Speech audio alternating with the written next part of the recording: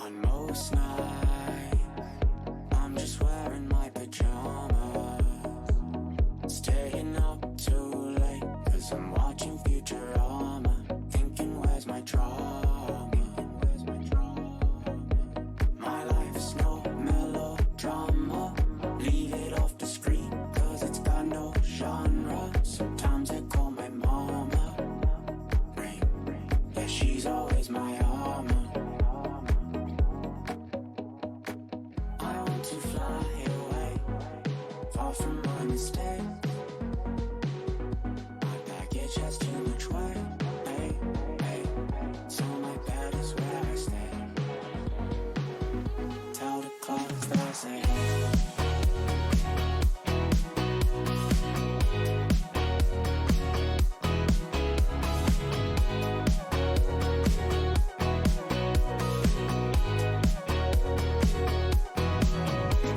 I know it's a phase, but it's harder to realize that I'll never be a quarter of the man I could have been when I got older, and all the things I could have done if I was smarter. I think of my departure. Look at the hour, I have work in an hour. It's been 2 days since I've showered. I want to fly away, far from my mistakes. My baggage has too much weight, hey, hey, so my bed is where I stay. I want to fly away, far from my mistakes. My baggage has too much weight, hey, hey, so my bed is where I stay. Tell the clouds that I say hey.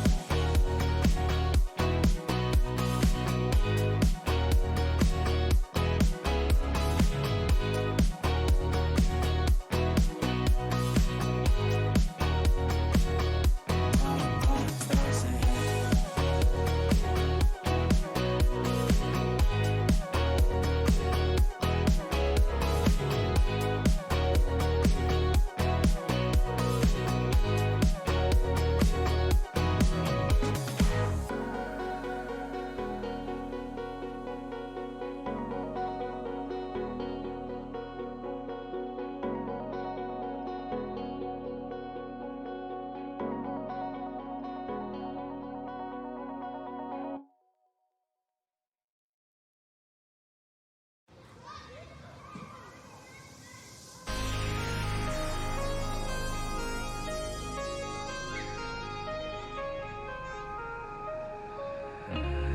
I still remember how it used to be, holding hands, running wild and free. Crossed our hearts, said we'd never let go. I still think about our younger days, how we dreamed about a better life. Holding you so close to me, in the backseat of your ride. We fell apart, thought we lost everything, just lost in our memory. And I sure hope you do remember me like I remember you. Like I remember you.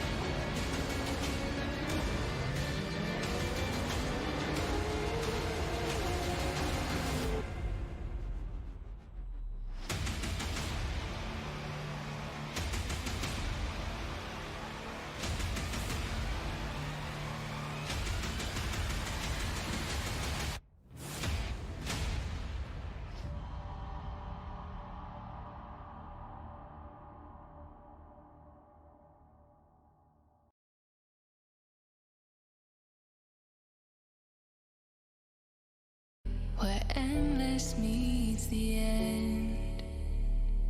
Do you see me? I'm hidden here again. Your whispers found its way, calling me to stay.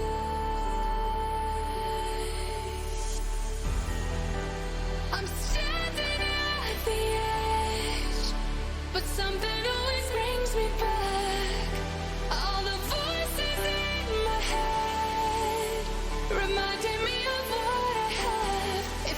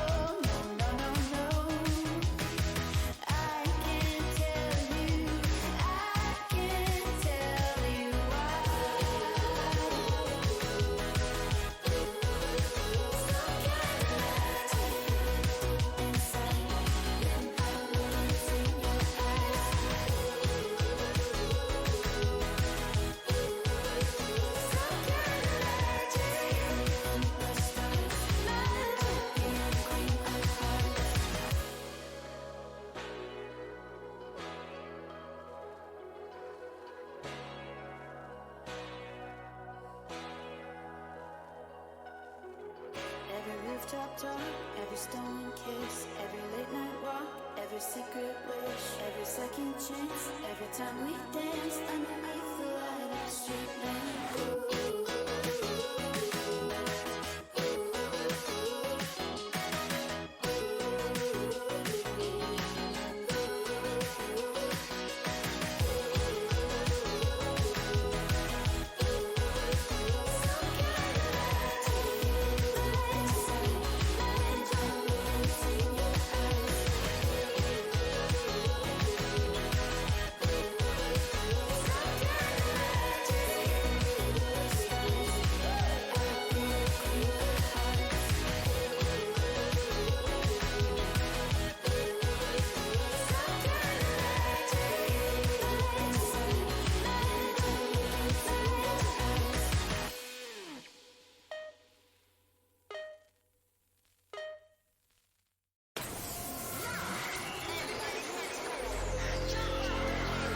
No freedom, mislead them, ride with it, we don't need them.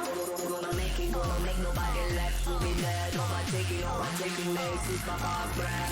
Yeah, we get to Nia, there's a virus coming to eat ya. Gonna make it, gonna make nobody left to be dead. Overtaking this is my past breath. We go higher, we catching fire. Left to be dead, left to be dead. This is my last breath.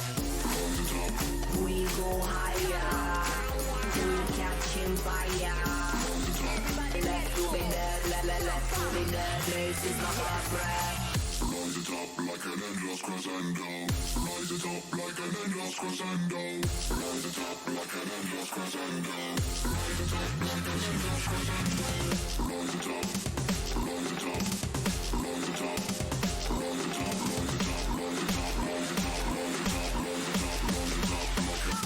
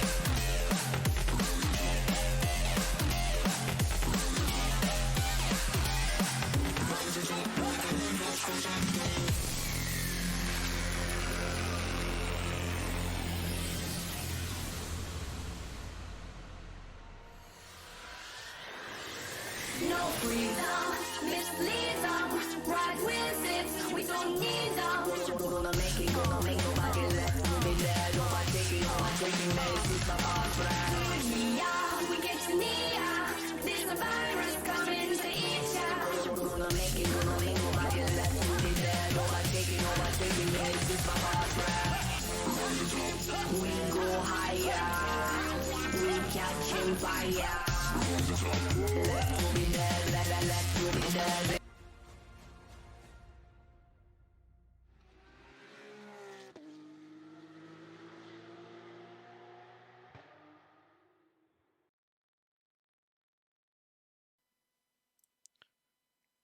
Hello and welcome to Monza. We are here for what is round 2 of the championship so far, the ACRL GT3 Season 10. And joining me today, Weck from America. How's it going? I'm doing pretty good. How are you doing today? Oh, I'm doing brilliant. I'm excited for a bit of racing. We have a 70-minute race coming up along this Italian piece of tarmac. There will be a 25-minute qualifying session beforehand, and we are still currently in the practice as well. 20 minutes left on that, so we'll have a little bit of time to discuss some things. Is there anything you're looking forward to today from the drivers. I'm looking forward to seeing the BMW for the first time this season. It managed to make its way into Monza, which I'm really surprised about. Yeah, it's going to be a good race. No McLaren's though today. Ada, the man from the Red Bull Ring, unable to make it into Split 1 this race. So Not really surprising with the way they balanced that one. This no, track just didn't look good for it. no, definitely. With that ballast, it's got like it really struggles in the straight line speed, and Monza obviously quite reliant on the straight line speed. I know, pretty crazy assumption there, but I'm looking forward to having a good race then today. Have you had a look at the pre-qual times at all? I took a look at them before the practice started, and it was looking like the entire grid was within 1 second of Yeah, one another. yeah. I think it was actually about only 7/10 actually, but If you yeah. notice right now, there is an outlier in first, but that is because he cut the first chicane at full speed. Oh yeah. So that lap did get invalidated a bit. Yeah, so Yeah. we won't be seeing any 145s in the race. No. I certainly hope not. That would be pretty impressive. But hopefully we have a decent split of the drivers so far. The Porsches aren't looking as dominant as they were in Red Bull Ring, so I'm excited for that. And what else? What else is a little It's bit actually looking like the front engine cars are really doing well so far in practice. front engine cars? Yeah. I mean, technically, I think the You have Mercedes them is a 1 through mid-engine, 8. but yeah, Is it? yeah, it is in fact actually a mid-engine car if I remember correctly, because Huh. at least in the road car, I think it's literally just a massive. There's a lot of space between the front of the car and the actual engine, so Ah. it's literally just empty, hollow space. So the engine actually ends up behind the front wheels, which Oh, I classifies it as a gotcha. mid-engine car. That's interesting. They just do it for styling, part of that Mercedes aesthetic, I guess.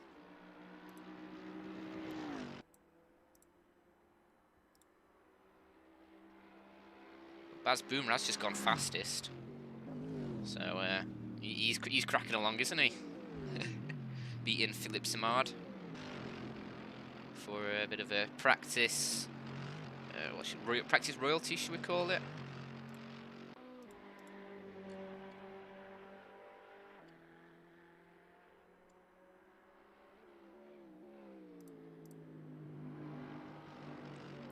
Just having a look if there's any other interesting things from the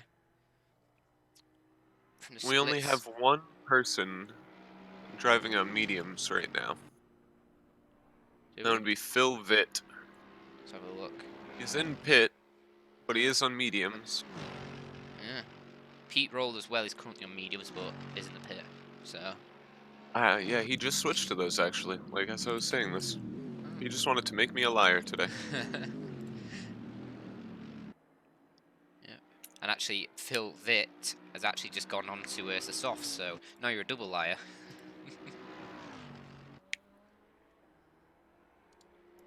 Pete has only put down 3 laps so far in practice. Either extraordinarily confident or he's holding out till the end. You definitely say he's holding out. You always have to.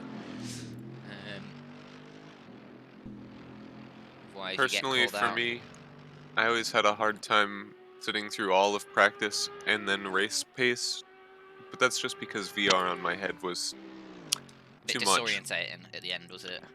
Yeah, I like to take a nice break near the end of practice before qualifying. Gotta rest your eyes. Yeah, have a quick nap or something. Reminds me of the man who spent an entire week, I believe it was, inside of a VR headset. He slept Oh, inside of one. that Yeah, it just was some doesn't seem like weird fun. experiment. Alright, I guess if it's an experiment. I was about to say, that's just for like, I don't know, if he's just like playing the new Fallout or something, I don't know. That could mess with someone. Oh yeah.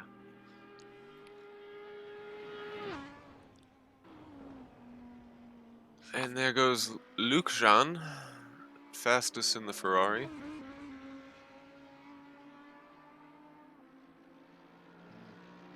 And actually, Tom Basley has just done a 147.8, which is pretty damn quick. First person to go under 148. Am I right in saying that? Yes, I am. And Yeah, by a couple tenths as well, so definitely interesting.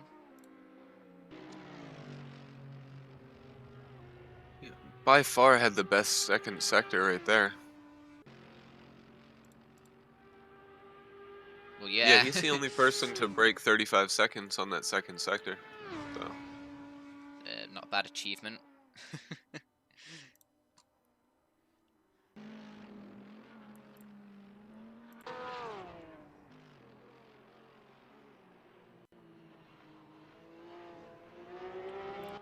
oh, and Thomas coming in rather quickly, jumping right on up into the top 10. Well, top 5 even. Goes 4th.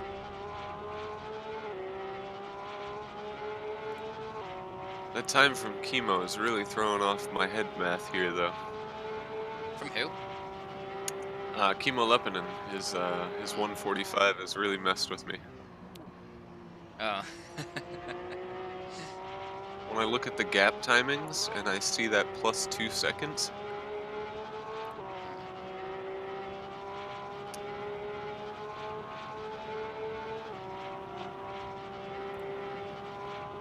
Oh, are you still looking at the page with all the pre-quali times on? no, unfortunately that changes as soon as we get into the server. The times start updating.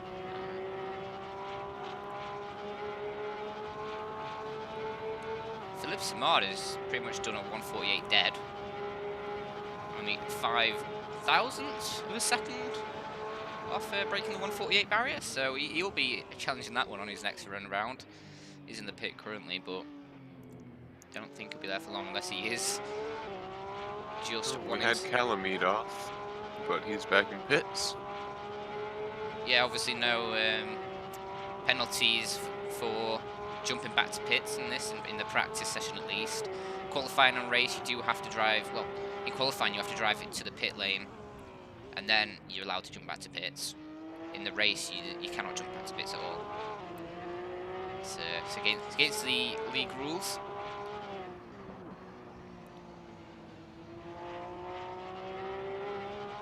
I think everyone sort of followed that. I didn't notice any wrongdoings in that from the race at Red Bull Ring. This race actually is 10 minutes longer than the Red Bull Ring one as well.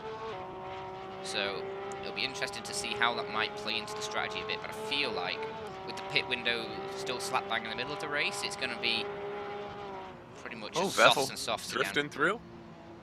And off he goes. And will he collect someone? Oh, with a little nose to nose.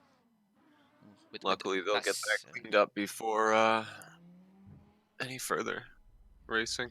That was Jacob Charcot, wasn't it? I think. Just the Mark Martins. Mark Martins, my bad. Yeah, just going nose to nose there, a little kiss, and they are back on their way. No harm, no foul. I don't think he even had any damage from that. They were going so slow. A little bit of a love tap, that's all. Well, in a land full of salt, it's nice to make a friend every now and again.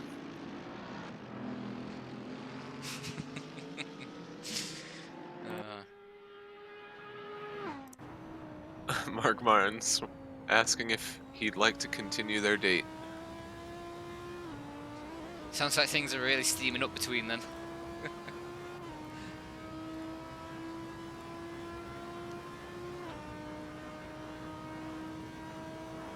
Is this broadcast going to become like R-rated or something pretty soon, or? It's going to become the ACRL dating hour. With your smooth talking host Weck.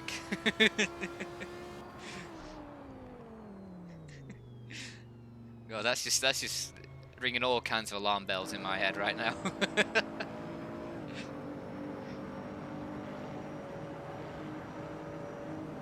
You know, watching these guys go around the track, I realize why I'm so slow on Monza.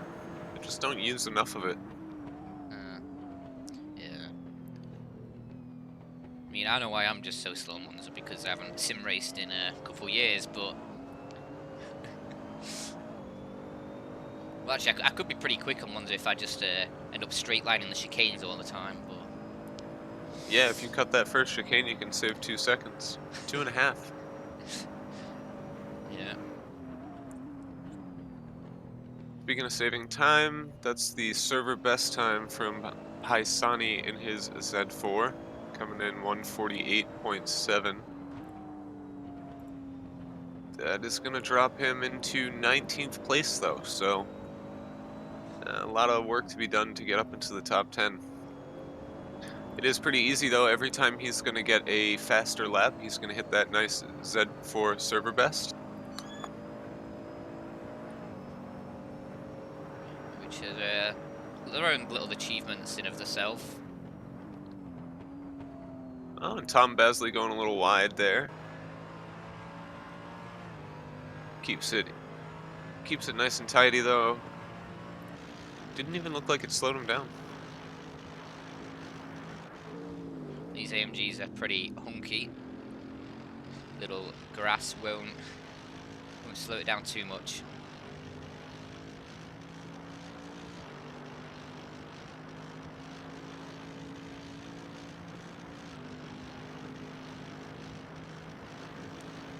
Hopefully we'll be seeing a couple more people joining Tom Basley in that 147 club as we approach qualifying.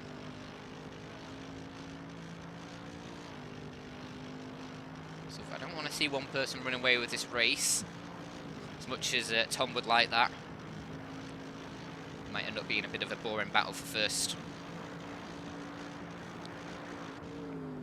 Let's see, Philip is also in the Mercedes, and He's pretty tailing close Tom. in time. So. Yeah, he's also tailing Tom on the track right now, so we're going to be getting a bit of a slipstream down those long straights, which might help him just break that 148 barrier as well.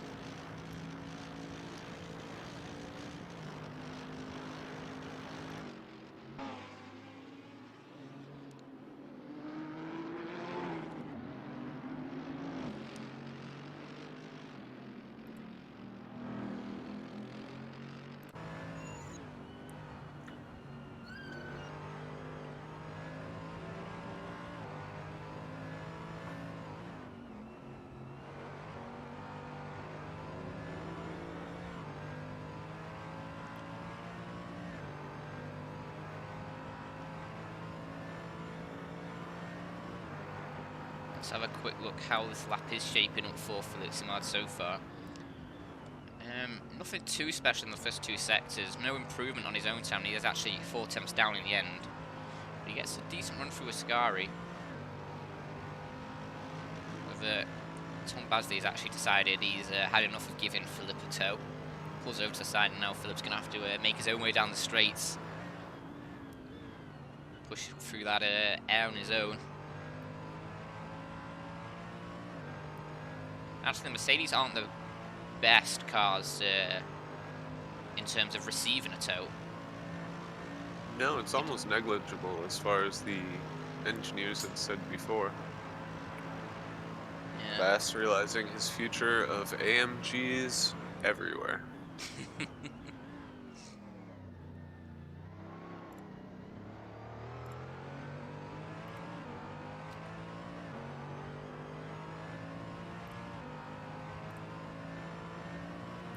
And let's take a look. Nobody doing anything particularly outrageous on these current laps. The last 4 minutes of practice. But I imagine there's a few people sitting there doing their calculations, trying to figure out exactly how few liters of fuel they need.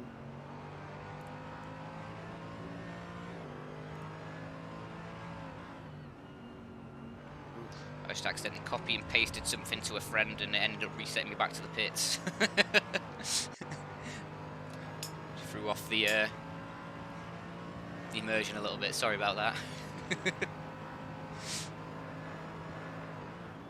Do need to change that key around.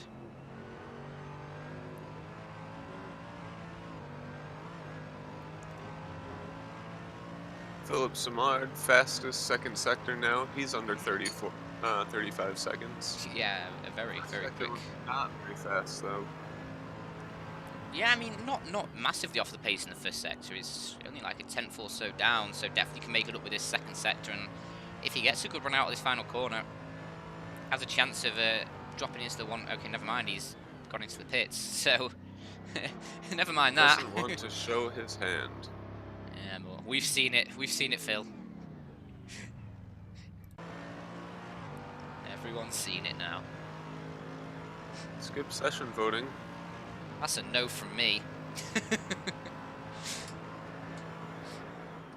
Someone too eager to get going. I'm gonna abstain from this vote.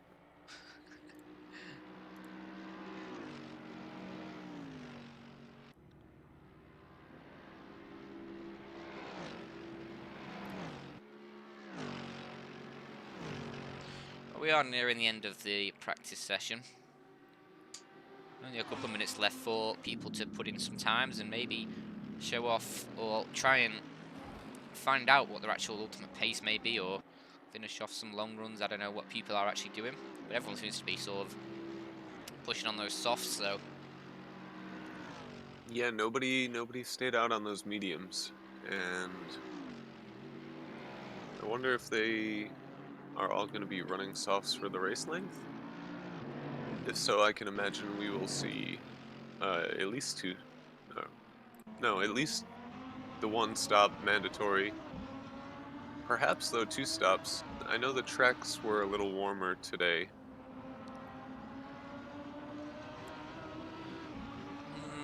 With that pit window, I'm assuming it's probably still going to be a one-stop race on the softs. Maybe an early stop and onto the mediums, but I think the softs just have the durability to last those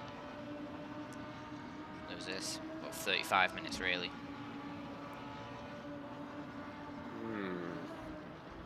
Where's oversteer? I do not know.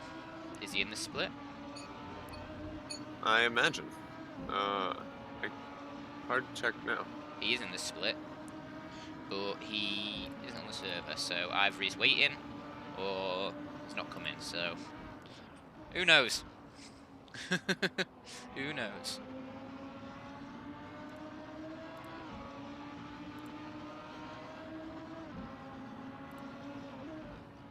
He does like to show up at the back end of qualifying, throw down a lap, and just race, so.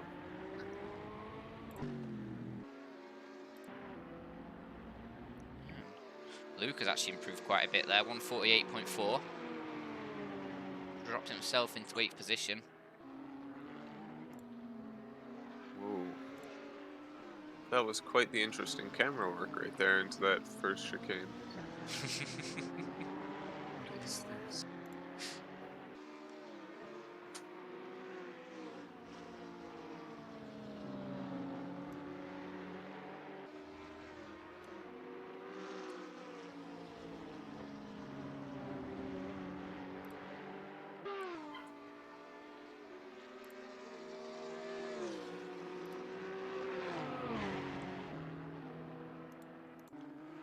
We are at the end of qualifying. People just going to finish off their last times.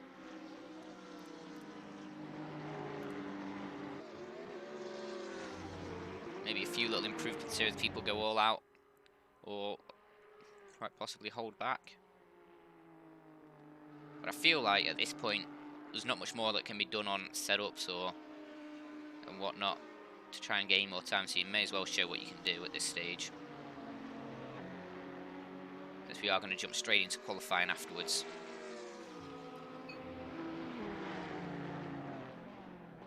Tom Basley, second fastest sector. Let's see what he can do as he comes through the final corner here. Parabolica. It's a nice tight line and flips that inside curb. Runs it out just to the white line, not going on that bit of AstroTurf that actually does hinder you a little bit in getting that power down. And he goes a 47.582. That's deadly quick. That is very quick indeed. That doesn't bode well for the rest of them. Nope, it does not. It really does not.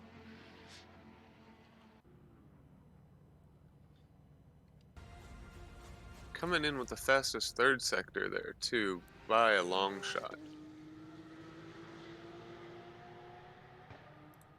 Looks like he's 2/10 up in the third sector and still just barely beating Philip in that second sector. Yeah, I mean, not much more you could say about a time like that. Apart from the fact that it is over 4/10 quicker than anything else done so far, and I feel like we may have a bit of a repeat from, well, I was going to say a bit of a repeat from Red Bull Ring, but there was actually a really great battle up front between Charcot and, was it Tumas in the Porsche? Yeah, there was that for a while. Yeah. Till the end. Until that fateful incident. Until when the, Until, both. until Jakob took flight. Yeah. Ended up buried into the tyre wall, both of them. But, led to a different Porsche winning the race. I think it was Rune. If I'm, No. was it Rune? Or was it... my memory's a little bit bad, but it was definitely a Porsche. Yeah, I believe it was into the back of Rune.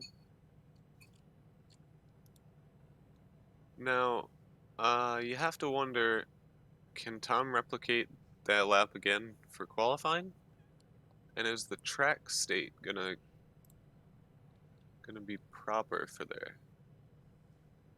Our track grip's at 98%.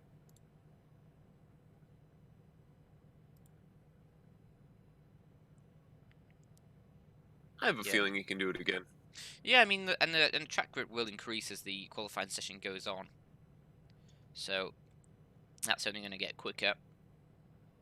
And I assume that all the cars are going to be out for a lot of the session, so they'll be rubbering it in. If I remove chemo from this timing, and I poke through here, our first sector is dominated, and I mean dominated, by Thomas. He's 4/10 faster than anybody else through sector 1. 38.2. That is very, very quick. He wields that Porsche so well, and he is also our only Porsche driver in this race. Yeah, but he does lose a lot of time in that third sector, which is where most of his time is lost. Because he's still pretty, well, that and the second sector is a little bit slow. But the third sector is really where he's losing a lot. And here we go, getting into qualifying now. I'm going to be filtering out as fast as possible, trying to get out into the track, get into that clean air, and Philip Samarda is going to be the first one out. Tailed by Tumas. Let's not have any contact now! Oh no, there's a bit of contact, oh no! God. Contact in qualifying. And Tumas trying to spin his car around on the grass there. Not allowed to reset back to the pits, so he's going to have to go the entire way around back to the pits and get repaired if he does need to, but it was pretty light contact. The only thing I'd be concerned about in that is the tyres mostly. Whether they're still going to be alright after a little bit of a spin. I just saw Mark Martins leaving the server, is that correct? Yeah. He's no longer...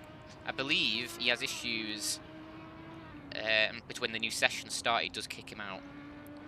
Oh, okay. Which is not great, but he has plenty of time to join back in, and there is that lot of... Well, actually, I don't know how much... If it'll kick him out before the race starts, or as the race starts, so... Looking back into the field, there is some real eagerness right now. Yeah, a lot of cars bunched up here in a line.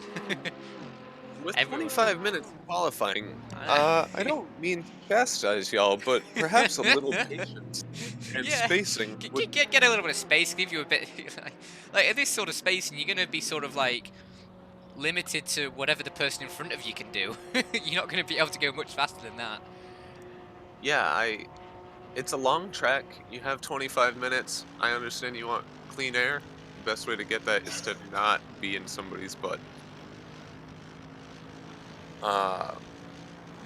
Thomas, I was so confused. It looked like he just really wanted to get out in front.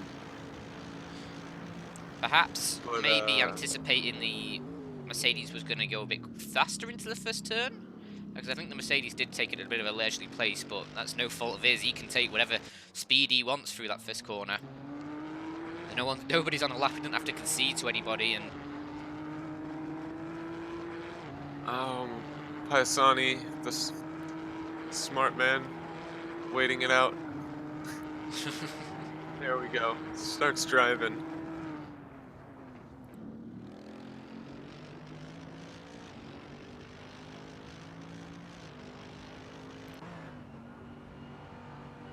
let's see what people are able to do on these opening laps. Philip staying out is a good sign in the sense that I assume he didn't have any damage from that contact from Tumas at the start, however light it may have been. And Thomas also did not. Yeah, Tumas is also just set fastest first sector. Yeah, I expect to see that a lot. Yeah. By 2 tenths on it, well, almost 3 tenths actually on anybody else so far. And Baz Boomer with the fastest second sector as he do make the way through the timing beams. 35.167 for him. Bass's second sector is not under that 35 mark that we were seeing from the 2 faster guys earlier, so. Yeah, so there's room for improvement. Philippe had actually done quite a slow second sector, 35.7. And that's about a 6/10 drop to Baz behind him in that single sector, but let's see how the timers flow in now.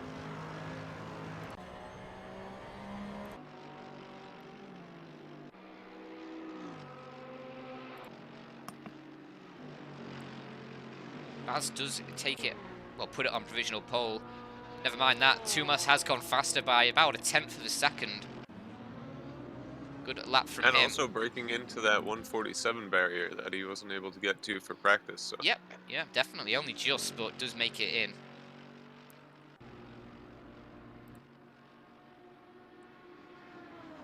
And our 1, 2, and 3 positions, fun fact, have the, in order, best first, second, and third sector as well.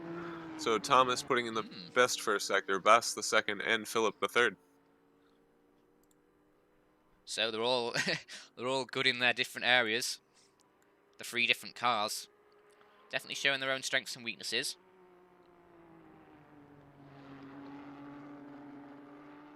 We'll see if people elect to go for a second lap straight away, like continuing on from the first, or if they decide to go back in, get a fresh set of tyres on, and then come back out.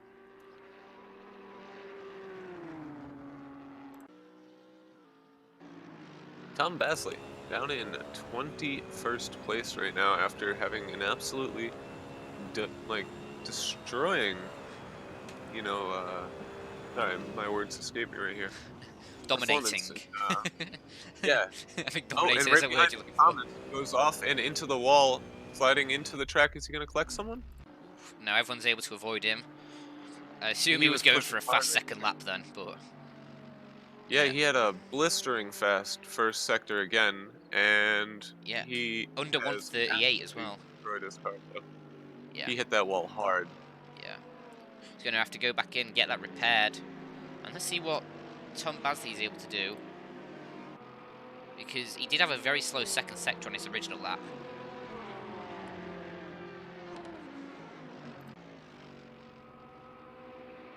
Samuel Astolfi as well going up into third, 48.2 from him.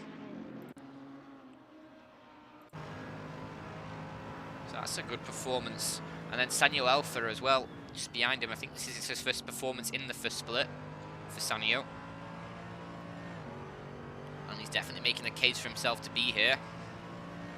48.372. Nothing to be sniffed at.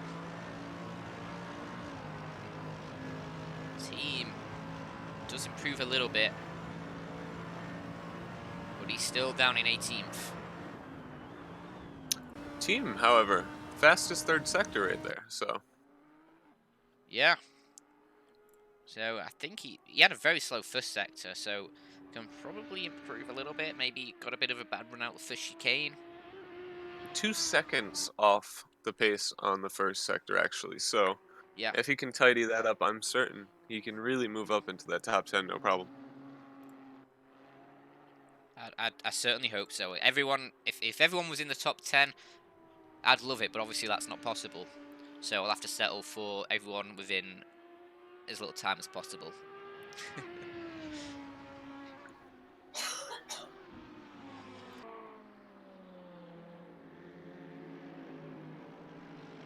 Rob's had a pretty good first couple of sectors here. Let's see if he can move his way up the board. Currently in 11th, has improved on his personal 2 sectors, for the first 2 anyway. Let's see what he does. 48.4, moves up to 6th. While that was happening, Sanio had moved up to 3rd, got pushed back down, but had put in his fastest lap.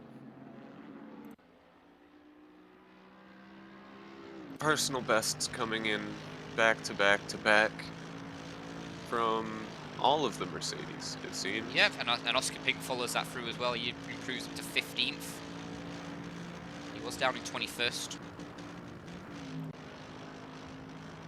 And we're just gonna need a couple more of you to break that 149 barrier. 148. A lot of people are in Oh, at 149. I would love for them to all get below a 148, but I'd like to get those last 3 in that 1 second gap. Maybe I'm an idealist. Matteo Pisani right there, pulling the fastest last sector. 34.3. Up into 11th. Not a bad lap, this sole BMW. No, he's really pushing a car that does not have a lot of top speed, it seems. Yeah.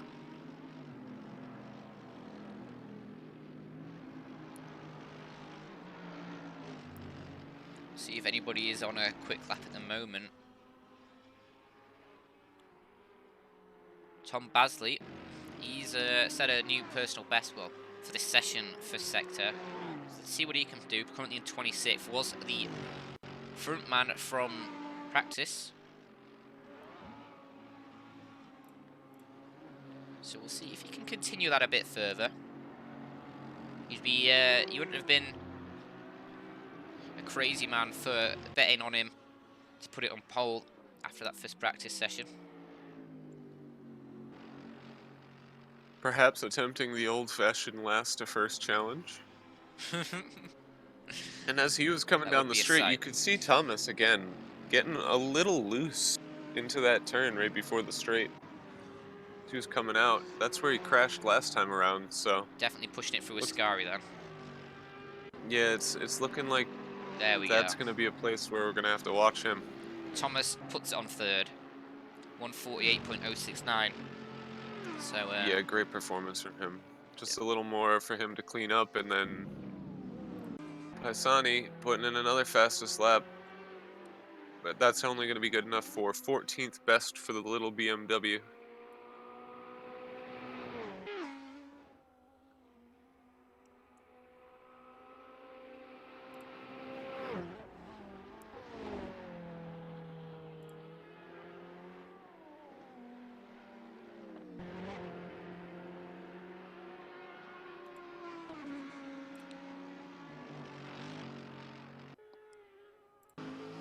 Shinsuke set a decent first sector, 138.5. He's currently down in 25th.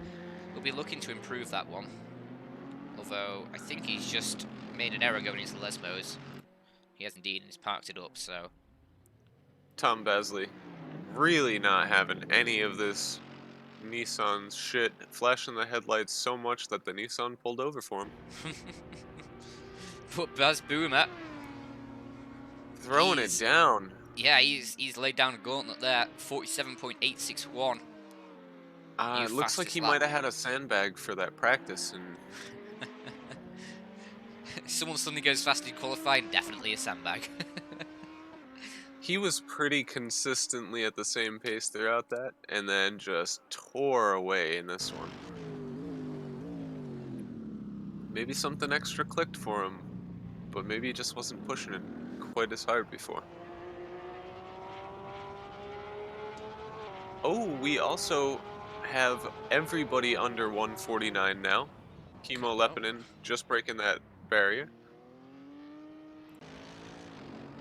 Also, Chemo, unfortunately, not at the 145 mark from practice. Yeah, I Looks like mean, a bit he... disappointed with that. Would have loved to see 145 legit here, but Does he have damage, or are those just crooked lines painted on the car? I think those are just crooked lines, to be honest. But you never know. Okay. I'll It have looks another like look as the he hood drives is past me. buckled a little, but no, it's just crooked lines. Yeah, there might be a little bit of damage at the rear, maybe, but Again, those are crookedly painted lines. I just yeah, looked at them. yeah, it's just the paint. It's just a paint job. Okay. It looked a little bit like he might have rear-ended somebody, but I guess he's okay. He did just put down his fastest first sector, so hopefully he's going to be tightening up that gap from last to first right now. Yeah, I hope so. Get everyone in there. Get everyone in the mix. That's an ideal race for me. Astolfi jumping up with a 148.2. Chemo currently 5/10 down on the absolute time so far as he comes through the second sector. So definitely in the mix to improve it here. If he gets this third sector nice and tidy, but a little bit wide into the parabolica. Definitely not too bad, and you can get a good exit down the main straight. See what he can put on the board here. Currently at a 148.9, and he will move up to a 148.4. That is a big chunk of time gained. Goes to 13th. No, sorry, not 13th, 14th.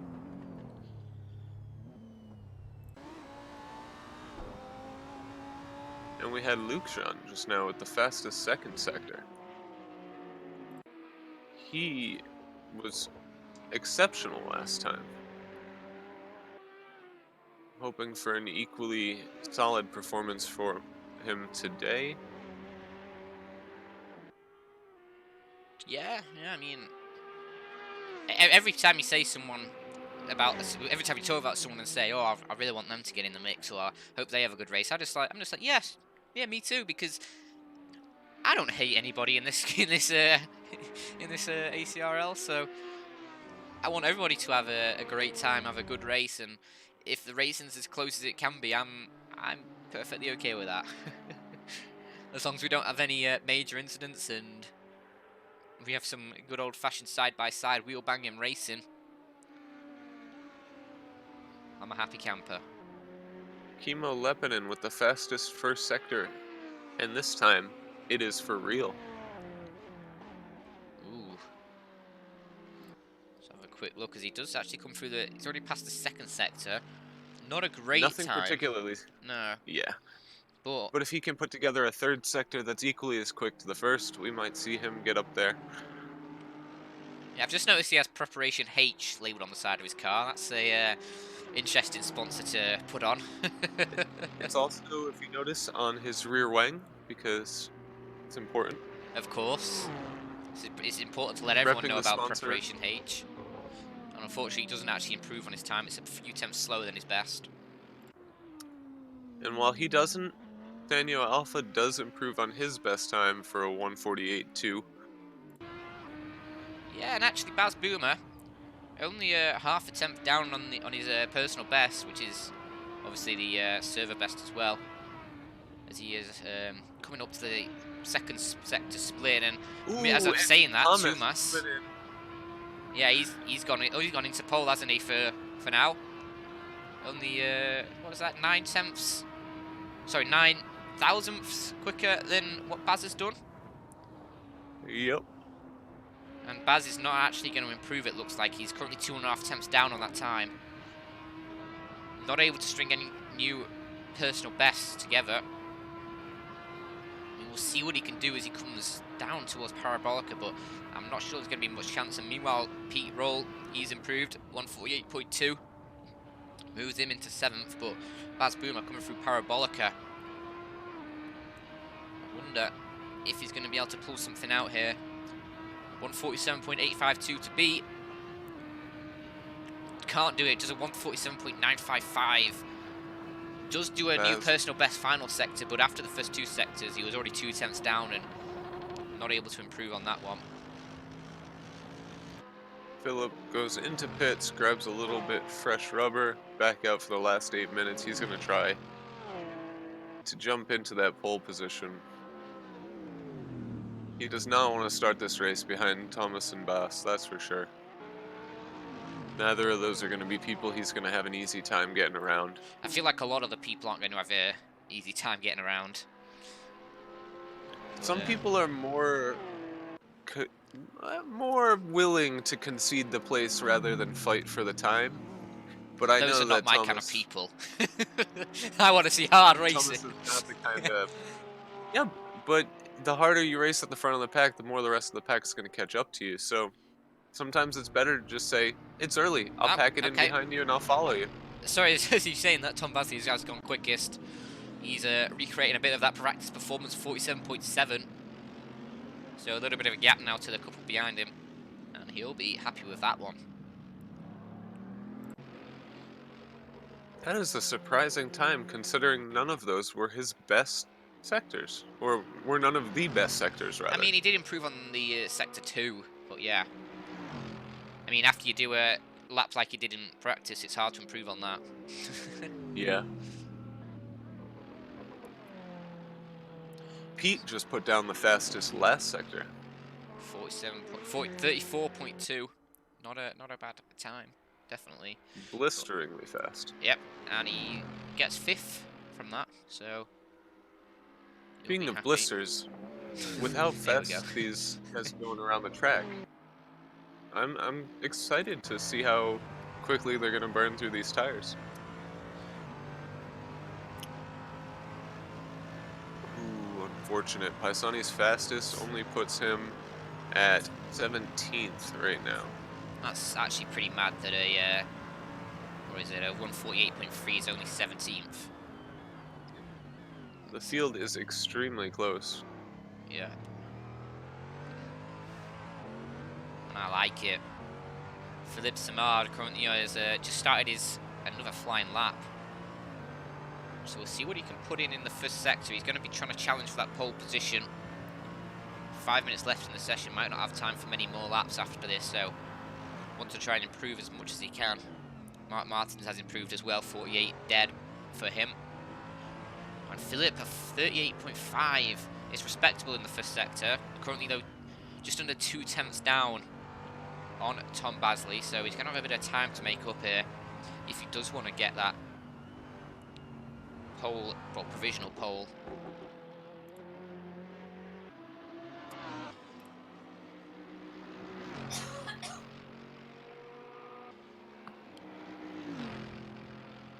See what he can put together in the second sector.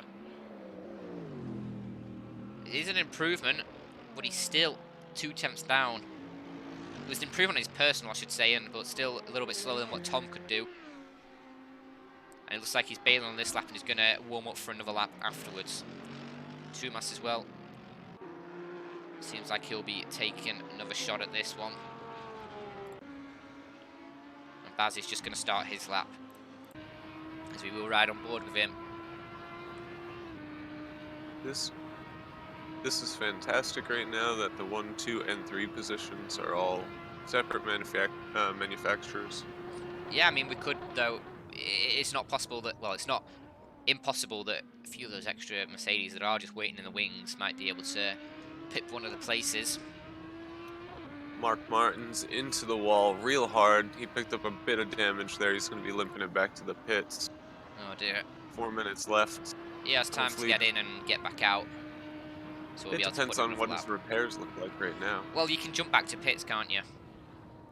Once you get into the pit lane, you don't actually have to perform the full repairs, as far as I'm aware. That's right.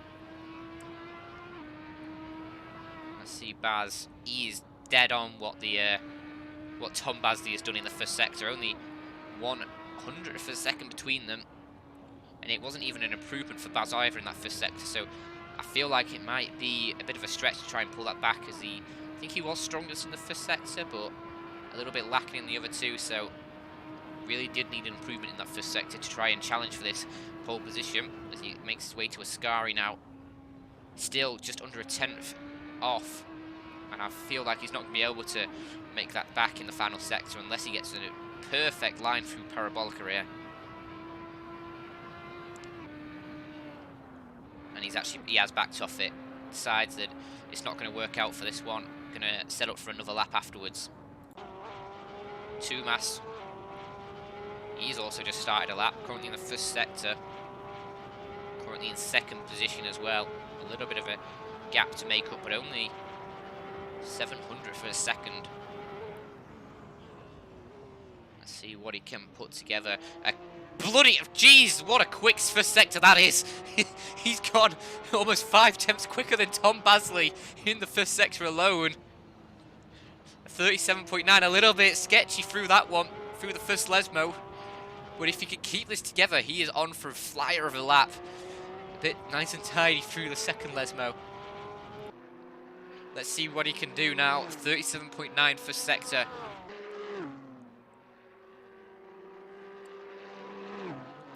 He is on fire right now. Yeah, let's see what the second sector is like. Oh, he's lost a lot of time. He's now 2 tenths down on what Tom Basley has done.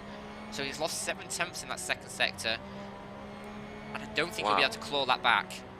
I don't think he'll be able to claw that back in his final sector. I think he's going to have to try and go for another new lap, unless maybe he cut the first chicane, but I don't think he did based on the camera angle I joined at. I think he did go through the first chicane. Unless he maybe took a bit of a line across the bumpy curbs.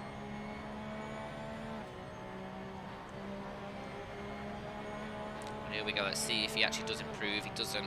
Ends up being 1.1 seconds down, so he actually bailed out of that lap. But he's set up for another one, and this will be his last attempt. 1 minute left on the clock. Let's see what he can do. Philip Samard, meanwhile, has pipped him to the second position, so that means 1-2 for Mercedes currently. Baz Boomer pushed out the top 3. Is he on the lap?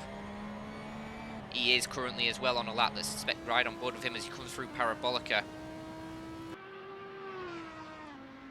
He's done a quick second sector, personal best, and he does improve, puts himself in second position, 147.8. Oh, and Thomas has spun out. That's him out. Take his chance for the pole position out of the running. Yep, that is unfortunate for him. Tom Basley on a lap as well, currently 300ths down on his personal best. Luca putting in his best, coming in for a 6th position right behind Pete Roll. His fastest second and third sectors really helped him get it right there. Yeah, and let's see if Tom Basley can improve on his current lap. Well, actually, the N Major has improved up to 5th position, 47.9, so we're getting more and more people breaking the 148 barrier. As Tom Basley, he's a 10th up on his personal best, he's looking to improve and solidify his pole position. We're in overtime now, so as people come across the line, they're going to be locking in those positions. Yeah, it's Hail Mary now for the drivers. Tom Basley around the Parabolica, currently a 10th up. Can he do any better? Looks to be secured for a pole position unless Baz Boomer can pull something marvellous out, but that's something marvellous from Tom himself, 147.6. Baz Boomer not looking like he's going to improve. No improvements on his first and second sectors. But I don't know if he'll be able to do anything special in this Parabolica. We've got 7 now under the 148 mark. Yeah, and a couple people still on the laps. Mark Martin's unable to improve though. Sanyo Alpha, don't think he's going to be improving either. Baz Boomer can't do much. Well, actually, he goes second, does improve. Well, I think he was already second, but does improve his time ever so slightly, 147.759. And BN Major, is he on a... No, he's on a very slow cooldown lap there. Pisani coming across the line, what can he do? He's a faster second sector, and he does improve ever so slightly. Hey. Puts in a fastest final sector, though. Yeah. T-Mobile on the side of the car. And I think that is everyone who has put in the laps now, just BN Major making his way around the circuit on his cooldown. and we will go have a rundown of those times in just a moment. We will make our way into the race session, and what an exciting end to the qualifying that was. Touma spinning it down at the second chicane. Was on for a good lap as well, and before that as well, 5 tenths up. Was not a shabby time at all. And it turns out everyone in 1 second of the ultimate time. So we'll have a rundown of those results now. And while you do that, I'm going to grab a drink. That sounds perfect to me. So the grid for Monza lines up like this. Tom Basley on pole with the 147.6, absolutely grabbing that one. Baz on second, Philip third, Tumas fourth, BM Major making a nice appearance in fifth, Pete Roll sixth, Luca and Calamide filter into the into the fourth row, should I say. Calamide, the first driver on the 148s. Manux comes in 148 as well on 9th position. Mark Martins alongside him. Rob Lewis and team line up behind them. Samuel and Jelly Walters line up on the next grid, and then Pisani and Lukshan Prashnika, they're on 15th and 16th positions respectively. Samuel Astolfi, Sanyo Alpha, they line up on 17th and 18th. Then Oscar Pink and Jan Sari behind them. Kimo Leppinen ends up in 21st, Voffel 22nd, and Phil Vitt and Pazzi Malanen they're next. And we do not get to see the last ones, but that will be I'm blind. That will be Yannick Muller and Glubshinsky lining up on the final row of the grid. So that will be your grid for this race at Monza, as we do just wait for the race to go live. A minute and a bit before we make our way to the grid, and then we have a couple more minutes before the race starts there, just for drivers to prepare their fuel strategies if they need to.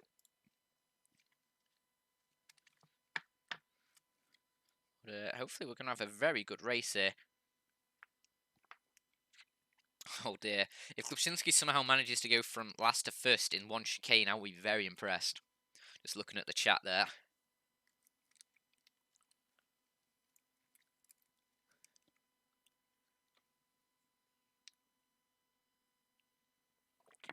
Glubczynski complained about not a single clean lap, so perhaps he still has a bit more pace to go.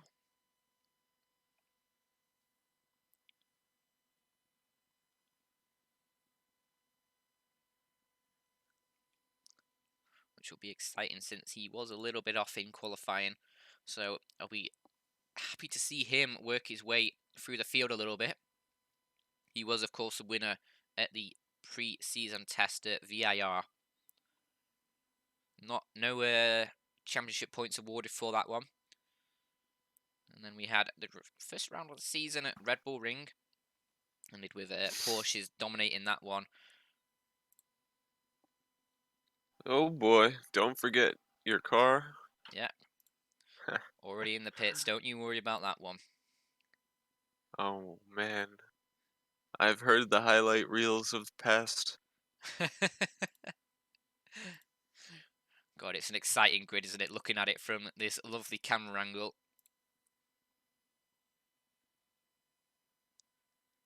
So much, a lot of horsepower and a lot of money lined up on that grid.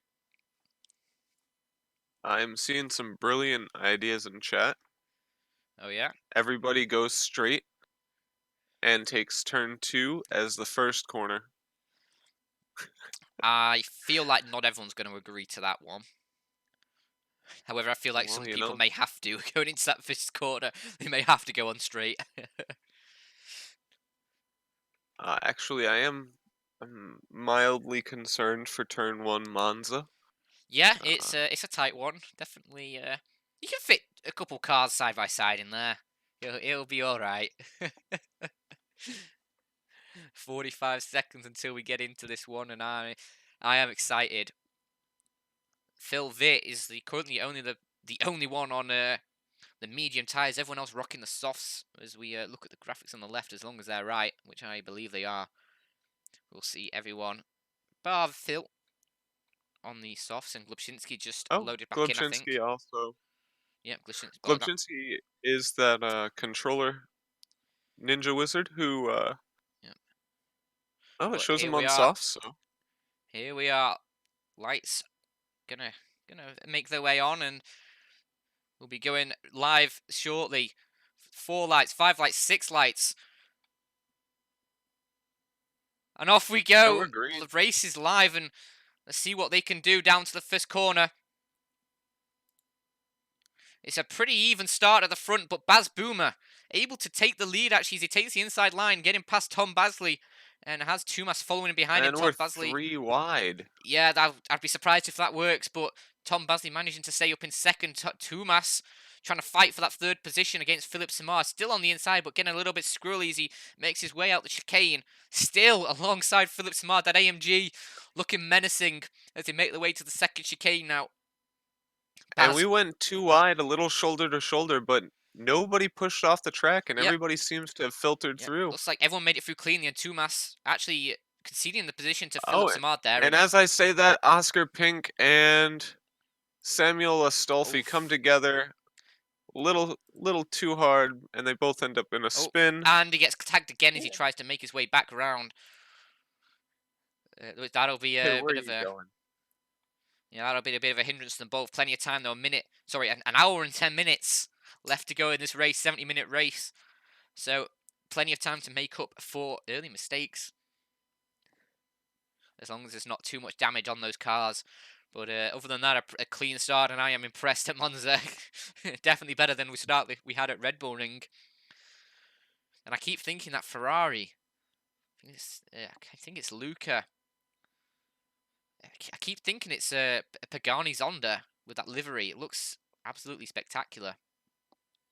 It is indeed Luca. It's just I don't know what it is about it, but it just reminds me of a Pagani Zonda. Perhaps it's those lines along the side. Team going for a spin. Nope, just a drift. Oh, it's mayhem in the parabolica there. There's a Lamborghini tied up on the inside. I think that was Lucian Prochnika, sorry. As it's just a lot of free wide down the back straight here. Yanis Sari leading this little pack as he is under attack from Oh fellow my Nissan. goodness, and Mark Martin spearing across, collecting Pete roll. That's a chicane there. Yeah, and that's him in the gravel. Picking up some big damage. Mark Martin's really squirrely, not sure what happened there. Yeah, Gianni Sari gonna have to try and defend from Voffel there, the two Nissans going at it. As I hear a lot of tyre squeal into the chicane. But Yanisari taking a defensive line, will hold it. Going to be able to keep that 15th position. But Vaffel, under attack from behind, Yannick Moller is looking for that opportunity as Vaffel's going to be held up again. Paisani equally is close. Yeah, it's a very tight battle here. There's a car going backwards there. That was Team, I think. No, that was, I don't know. I cannot identify that car. It was gone before I knew it. Maybe Pete Up Roll. front, Callum trying to chase down Luca right now. He'll be close enough to be making a move soon. Samuel, close enough to be making a move on Mannux. Oh, he was looking for it, but he's going to tuck back in. Yeah, and Team is currently side by side with Phil Vitt. And We'll grab the position he's through gonna the make that. parabolica. Good braking from him. He's picked up a bit of damage. Maybe that's helped his front arrow enough to pick up a toe now. Perhaps Mercedes could take a note. And as I say that, though, it's going to be Phil Vitt just pulling past in the draft. Looks like he's going to be able to take... Ooh, Team having to brake hard into turn one. Calamide alongside Luca here. As he approached the second chicane. Calamide with the inside line. Is he going to be able to do it under braking? Surely Luca has to concede, but no, he's going to stick it around the outside, and then he has the second chicane in his grasp there. Being able to hold that inside. Thomas, side by side right now with Philip Samard. He just had to tuck back in. The three-way battle all real close. Yeah, he's in a nice little AMG sandwich there, isn't he? Gonna have to try and make a pass on Phillips soon before he starts getting hassled by BM Major.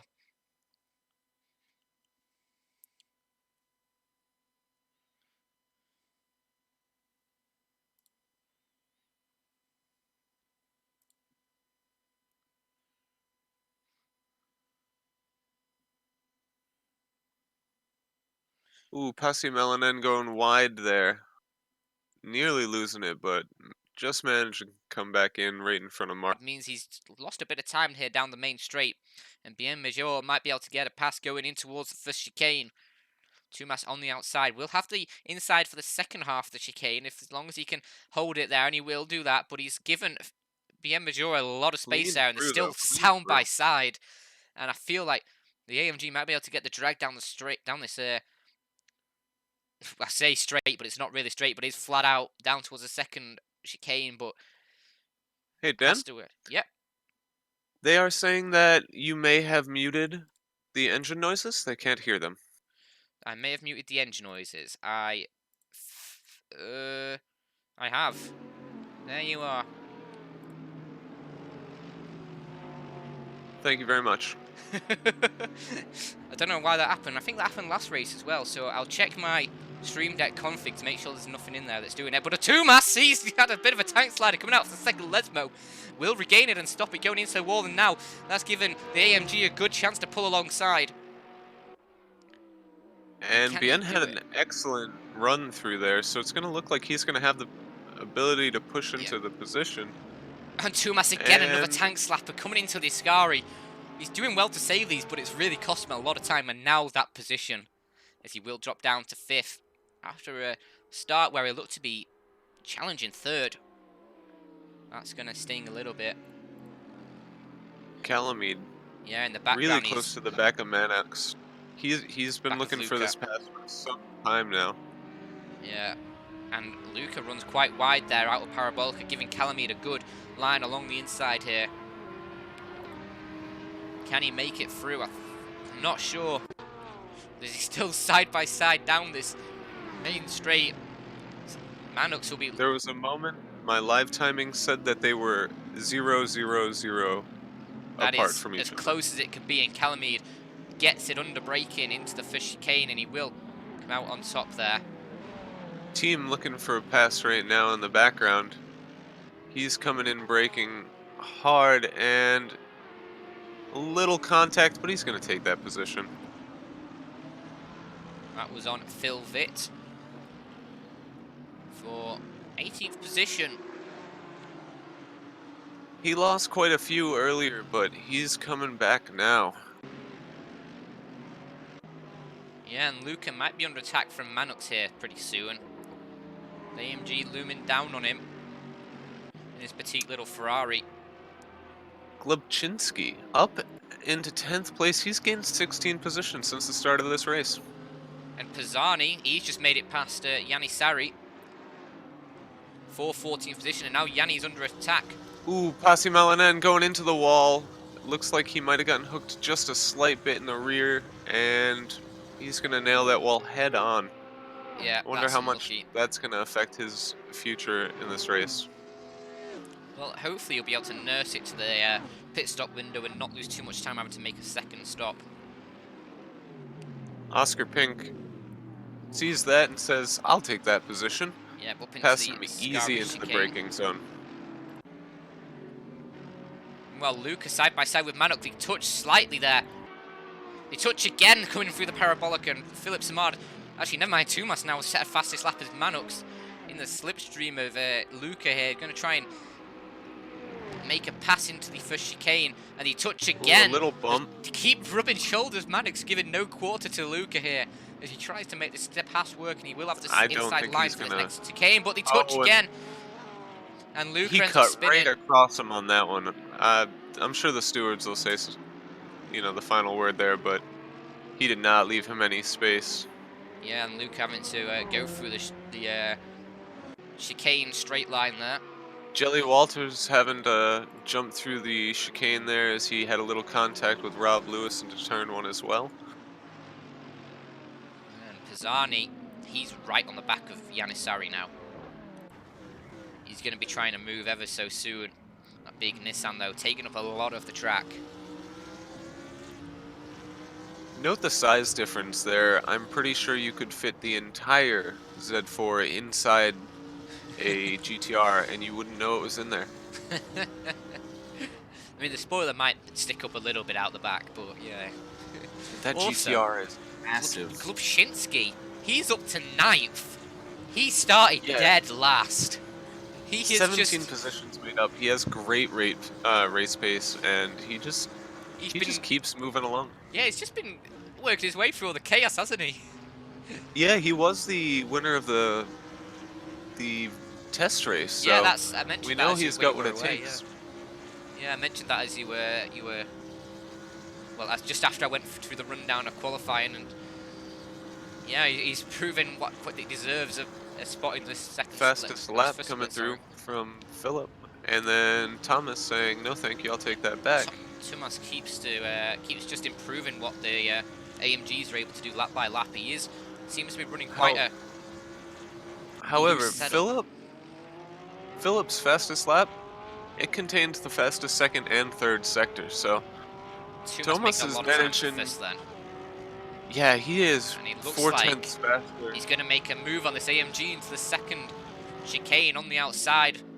We'll have the inside for the chicane. And he did have that. Ooh, so close.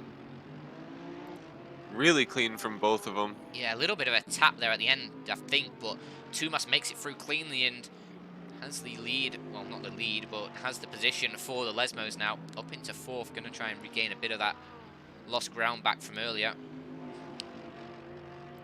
He has had the fastest first sector for some time now. If he can continue that trend, then I think he should be able to pull away from BN and maybe claw back some time to Philip.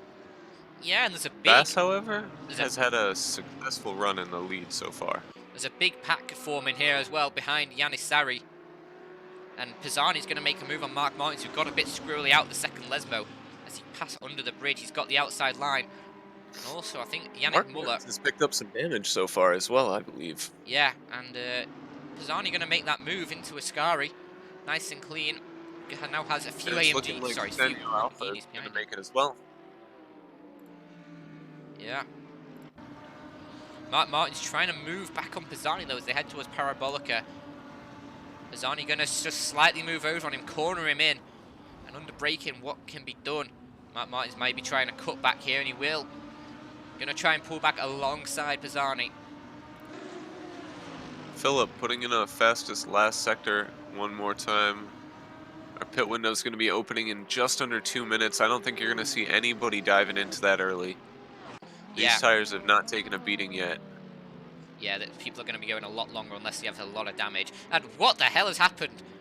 Sanyo Elfa just got through both of Pisani and Mark Martins. Did straight line the chicane a little bit, but just worked his way between them as they were battling it out. I'm sure he'll have to give those positions back as he did straight line the chicane. And I think he's done that just now with Mark Martins. We'll see if he does the same for Pisani there in the BMW. And it doesn't matter. I think Pisani's going to try and overtake him anyway. Oh, a lot of scrolling there under the brakes. Yeah, looked like he locked that up for just a moment. Yeah, and Sanyo Alpha not actually giving him the place back. Might get looked at by the stewards. Unless Sanyo can justify that he was already passed before the braking zone. Bien coming real close to passing Thomas right there. It's gonna... It looked like he might have had a slight little cut there on that.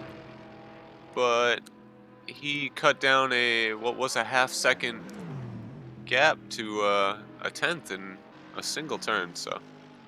Yeah, and now he's right on the back of Tumas. That AMG going to try and work its way down the straight. Luckily, we know that's all the way to the white line. No. Yeah. As this is shaping up to be a lovely battle for 4th position. Oh, is he gonna try and take the inside for turn 1? Will Thomas know he's there? Giving him plenty Nope. of space.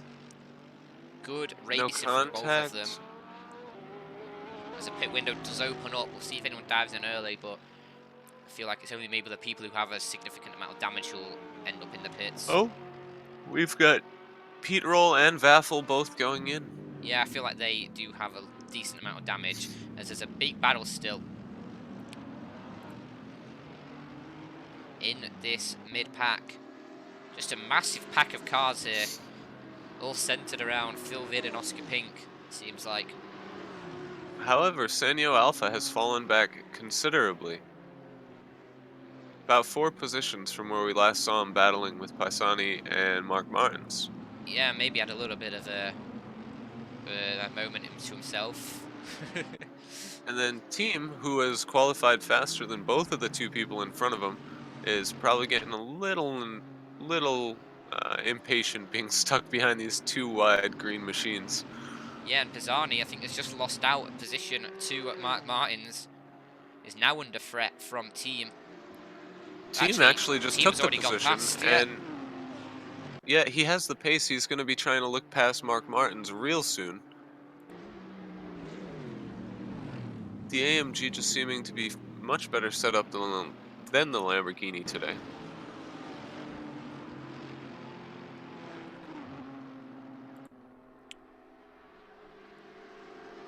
Yeah, and Pisani's going to try again to get past, well, try and reclaim the position from Team, but not close enough to do it into the Parabolica. Team actually leaving him plenty of space there on the inside. I'm not sure actually, what... never mind, Pisani's gotten the place. Team ran very wide, and Pisani just got a lovely exit through the Parabolica. And he moves back up into 14th as there's a great battle going on here.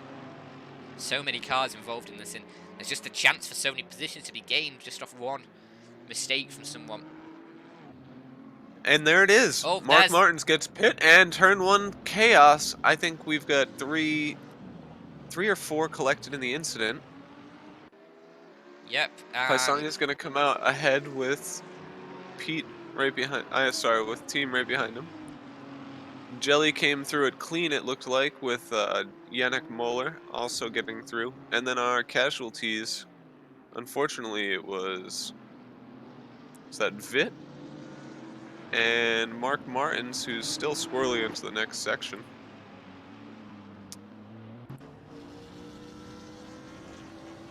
Pisani has a couple cars right down his neck. One of them actually ends up going a little bit wide. That was Jelly Walters in that Nissan as he head through the Lesmos. And Pisani, he's going to have another battle on his hands with Team here, who's looking like he wants to get past again as they keep trading places. Oh, and a bit of a tank slapper there from Team, under braking for Ascari, and he's lost out a lot of time, and now he's under threat from Jelly Walters. It looks like he's going to be able to go down the side of him as he heads towards Parabolica, and I think he's got him through. But Team still there, still going to try and fight that position as the ever so close.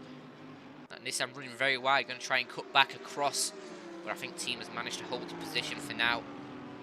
But that Nissan with a lot of straight line speed, going to make a case for doing it down the main straight. And a little further behind, Kimo Lepinen looking to make a move on Rob Lewis as he's going to pass him on the straight, going down into turn 1. And this might end up pretty good for Yannick Moeller, who is keeping up right behind him. If those two end up coming together. A little bit of contact between Team and Jelly there, and it seems like they've both lost out now to Sanyo Alpha in that Lamborghini, as they both go slightly sideways through the first chicane.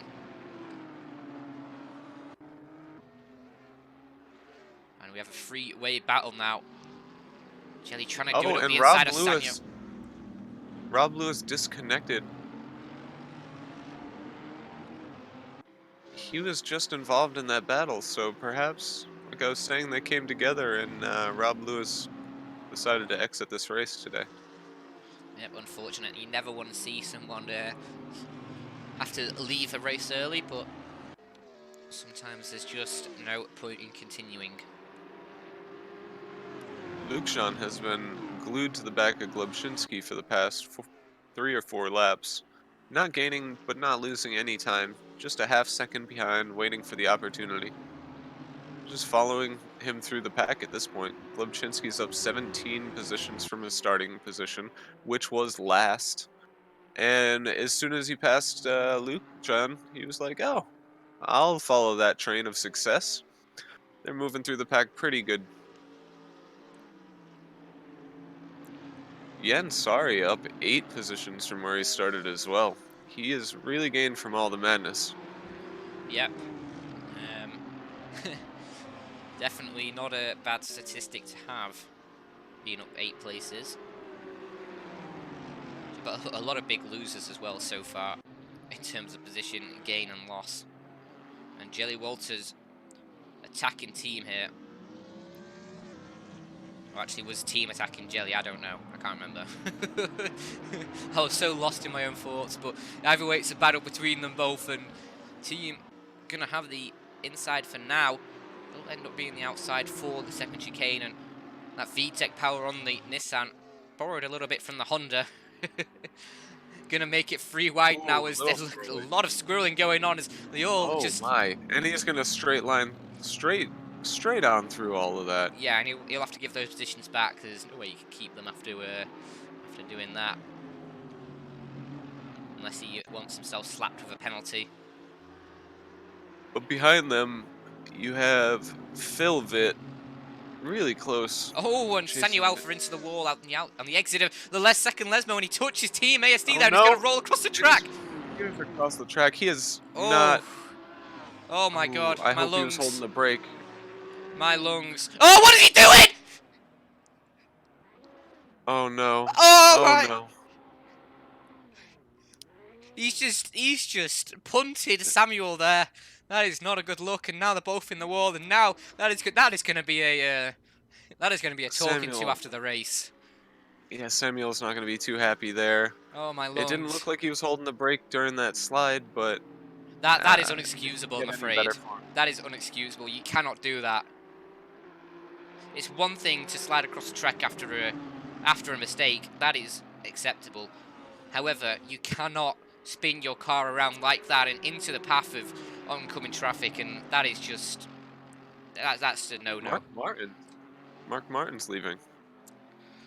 Not the person I was expecting to see. Yeah, he's had a rough race, a lot of damage earlier on. So I feel like perhaps not feeling like he can continue. Maybe the damage was too severe to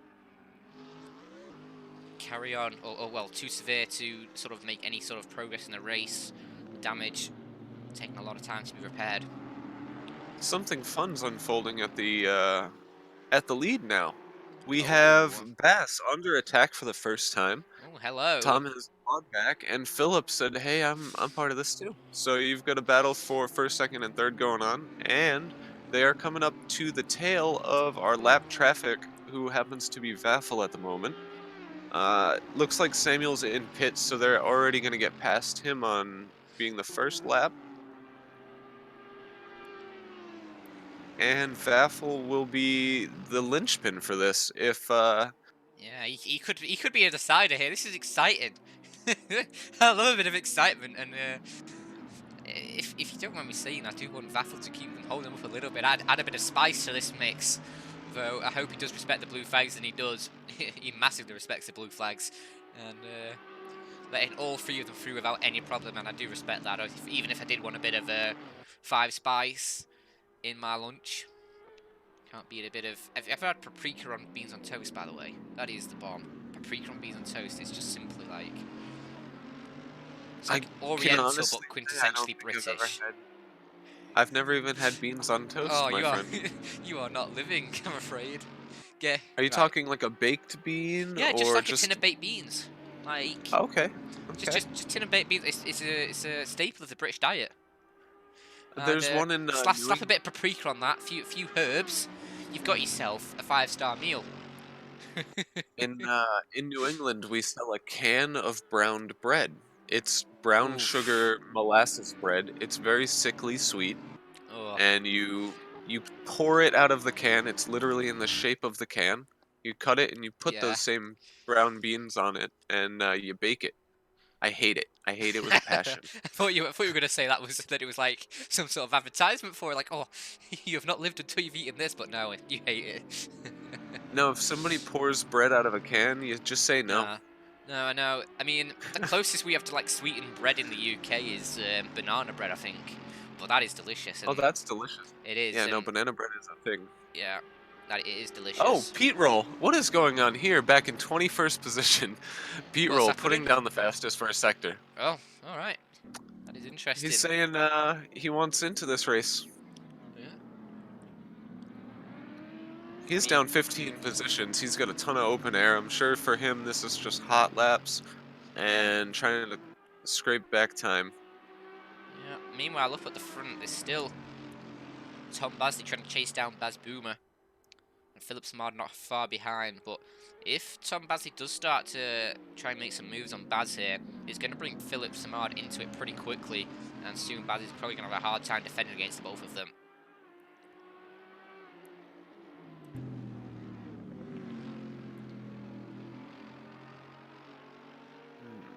Oh, Chemo Lepidin. Really close to the back of Jelly Waters. Here's the two. Jelly Waters, one of the best liveries, in my opinion. Unfortunately, he's taken considerable damage, so you're not going to get to enjoy that one today. Yeah. We got a pretty good battle going on for 9th, 10th, 11th. These guys they However, haven't moved in their spacing at all. the battle at the front is going to heat it up pretty soon. Tom Basley only a few attempts behind Baz Boomer now. Baz is going to be feeling the pressure. 2.5 And Best- attempts now. His best lap is 4/10 down from Tom. Oh, Tom. So I almost thought Tom was going to go for that then, as he tried a little bit of a sneak up the inside, but just trying to maybe unsettle Baz. This is getting very close now, and we could have another brilliant fight for the lead, like we did at the Red Bull Ring. I don't think my heart can take much more as Tom Basley closing in. Is he going to try and move into the first chicane? He's trying, but Baz squeezing him wide. Not going to be given any quarter for this one. Tom going to have to back down from that one. Baz using excellent racecraft there. Yeah. He's controlling the racetrack, defending how he has to. He likely... I don't know at this point if he's going to be able to catch Tom if Tom gets past him. Tom's been on fire, just putting down consistent lap times. Yeah, and he's all over the back of Baz right now. But Baz positioning his car beautifully. Able to hold off the pressure for now. Only been a few corners though since Baz has started. Sorry, Tom Basley has started mounting his attack. It's going to be confusing because I think I've been calling Tom Basley Baz as well. Well, as Baz has to defend from Tom, this is only going to bring Philip even closer into the mix. Yeah, and he's only 8 attempts behind as it is. So this is going to be a very interesting battle, and I am looking forward to the prospect of this one. Grab your popcorn, put yourselves in your seats. We are in for a good time here. Further back, it looks like Kimo Lepinen has actually fallen back a bit from Jelly. So that battle is opening back up there. He might have made a small mistake.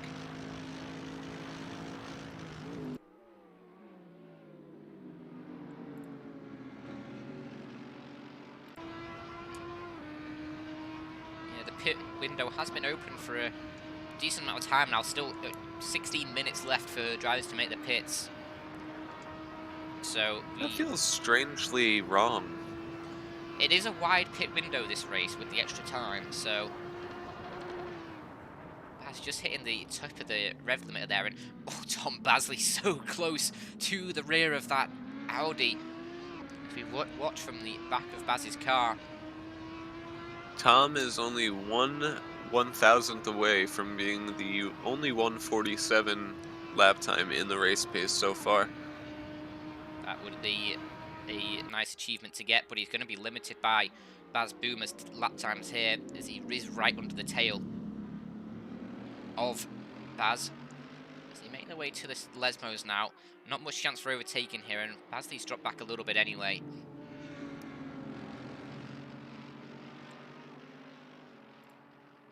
Now, Tom Basley, he's got Philip Samard just behind him, and he that actually was got a a little bit bad squirrely run out out of of the that one. corner. Yeah, and now Philip Samard going to try and get past Tom Basley, and it looks like he's going to get And it he's done gonna before get past Ascari. him. Yeah, an easy pass Yeah, there. he braked far too much into that turn, and it really cost him.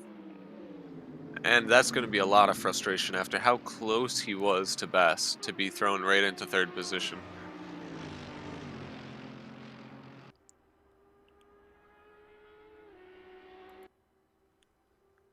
Yeah, and that's given Baz a little bit of breathing room, a second between him and Samard now. Still not out of the woods, but a little bit safer. Yeah, definitely a mistake from Tom there that cost him the position. Yeah, Maybe and actually he's gone into the pits. Tom dives into the pits, going to take an early stop, trying to undercut the two ahead. Perhaps his tyres starting to fail him now as we are sort of approaching the halfway point of the race. A few minutes and we will be there. See where Tom Basley will come out. Currently still sat in the pits, getting his tyres changed and fuel coming up. Sorry? jumping a little further back, we had a battle where it was Glubczynski, Lukshan, and Luka. Lukshan has gotten past Glubczynski now, and Glubczynski's sitting in the middle of a Ferrari party, so see if he can get himself out of that one. Yeah, he's going to have to try and go a little bit aggressive. I think he'd rather get out from the front than the back. Elected not to lose a position if he can. Currently in 8th. That's 18 position Kimo gained. Lepinen losing a position. No, sorry, not losing a position. Tom coming out of the pits? Yeah, Tom's just exited the pits. So Okay, he's going to be on the charge. Unfortunately for Tom, though, he has exited in a bit of traffic, and that might stop him from putting in blistering times, but if he is on fresh rubber and has hell of a pace right now, so I can't yeah. imagine there's going to be too much that slows him down. Yeah, if he can get past Jelly pretty quickly, he has a decent amount of air between him and then Pisani. 6 seconds of air to be precise, but he's a little bit slidey through the Lesmos currently. Trying to push hard, it seems. Make up that extra time, and Jelly's actually gone a little bit wide, which might help Tom close the gap to him and get past promptly. And it looks like Glubczynski's starting to loose out a little to Luka as well, who's really glued to the back of him. I'm sure he's going to be looking for an opportunity as soon as he can get a little closer. Yeah, it seems like Glubczynski's probably going to lose the position rather than be able to gain one on Prchnika. God, I still struggle with that name from time to time. And actually, Luke has gone into the pits, electing to maybe he feels like he's faster and he's going to try and do it in the pit stops rather than on track. Similar strategy to Tom Basley, it seems. So we are getting quite a lot of drivers into the pits now. Tumas joins them. Phil Vitt is on medium tires, and I'm not sure what this decision is going to do for him, but maybe he's just going to do a fuel splash and dash and try and make it to the end. Quite possibly, and actually Bien Major, he was running behind. No, actually, he was ahead of Tumas. Never mind.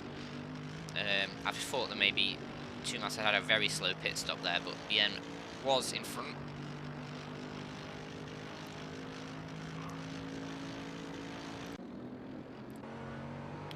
Tom Basley right behind Jelly Walters now. See if he can get by it promptly and continue his charge to try and catch the leaders. Philip Samard putting down some good lap times. He's clawed it down from a second to nearly just under or just above half a second to Boss. He should be looking to challenge for the lead real soon. Yeah, and that's going to be another interesting battle to follow. So many of them this race, and a few of them ended in tears for one party or another. Well, again, as this battle's going to unfold, Baz is going to be coming up to lap traffic again, and that's going to be Passy Malanen. Hopefully, Passy is going to respect blue flag just as well.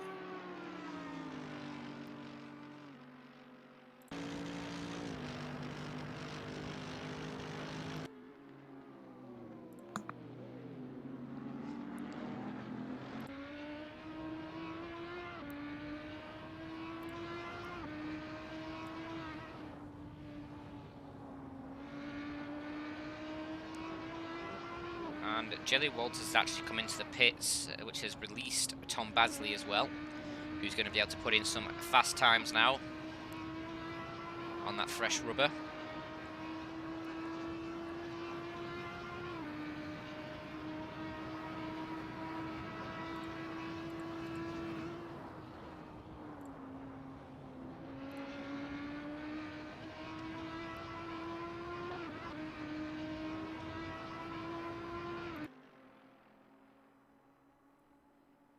And I saw Glebchinski was really close to Luca. I think that's because Luca just got past Glebchinski, unfortunately for him.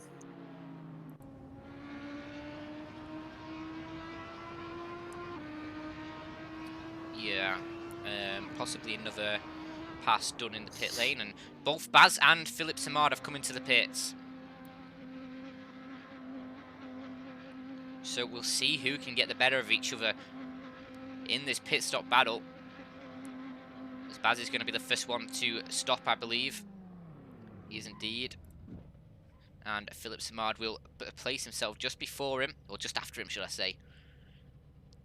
And we're not going to sit with them for much longer because it is a long pit stop.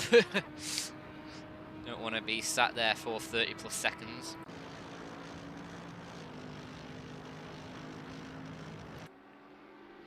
Bien Major, he's on the back of Phil Vitt now. Those medium tyres going to be struggling a little bit against the softs, and Bien Major going to hang it around the outside as well. Can he make it stick? And he definitely can, because Phil Vitt has come into the pits. I am very, very curious about what Phil Vitt's pit strategy is going to be today. He might just elect to go for the softs next. Perhaps a little bit worried about the medium's length, or the soft's lengths originally, but seeing a lot of the other drivers make it the stop on the softs. And am I mistaken, or is Phil Samard the only person to take tyres? No, I see nearly everybody taking tires, so. Alright, okay, well, mine is a little bit balked then. Yeah, so Kimo Lepinen has not been in for a pit yet. He's up 17 positions for now. He has not gotten tires yet.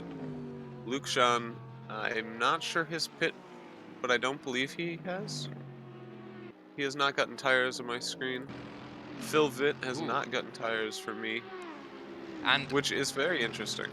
just to note that the lead at the front, Tom Basley, the undercut worked, and he's made his way past Philip Samard after both Baz and Philip have made their pit stops as well. Did not work out for him on Bass, but He's reclaimed what he did had see before. he had the pace. Yeah.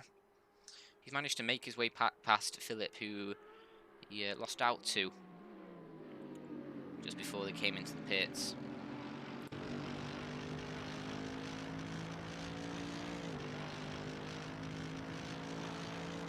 And hopefully we'll see this battle spice up a little bit again. Meanwhile, Pisani, he's on the back of Yannis Sari. Big GTR filling a lot of the track ahead, but can Pisani get a nice exit out of the Ascarin? I think he can. We're going to get a nice touch of that Nissan GTR punching a massive hole in the air for Pisani, but not quite close enough to do it under braking for Parabolica. He's going to have to fight another battle somewhere. He might not have to wait much longer, that is, because again, he's going to get a nice tow down this main straight, but is it enough to make a move into the first chicane? It might just be, but he's not really gaining much. The exit wasn't great from Parabolica, and it looks like Yannis Sari is going to be able to hold that position comfortably. That will be the case. And while that was happening, they both overtook Kimo Lepinen, who had dove into the pits, finally getting his set of tires. So far on my timing, only two people have not gotten tires, and that's Luke Jean and Phil Vitt, who Phil Vitt it has kind been of into makes the sense. pits. Yeah. He has been in the pits, but he has not taken tires. He's still on that one set of mediums on mine. Yeah, and then we switch Um, from Pisani, who's following one of the Nissan GTRs, to Phil Vitt, who's following one of the other ones.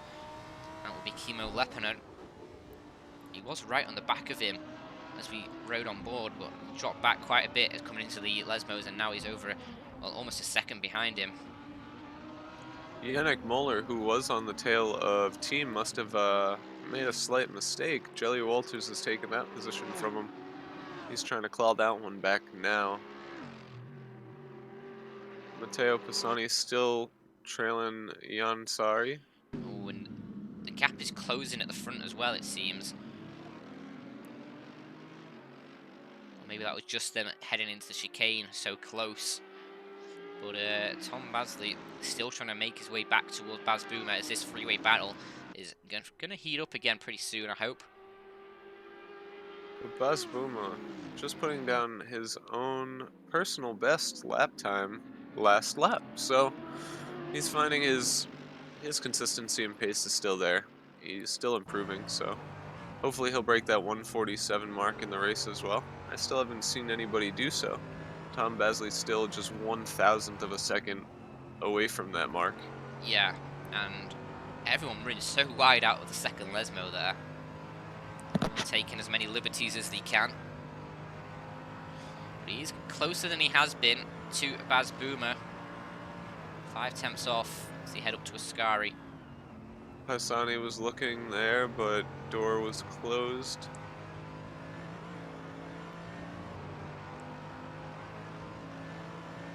And all this is now close. 3 tenths between the leaders. Tom really on a charge right now.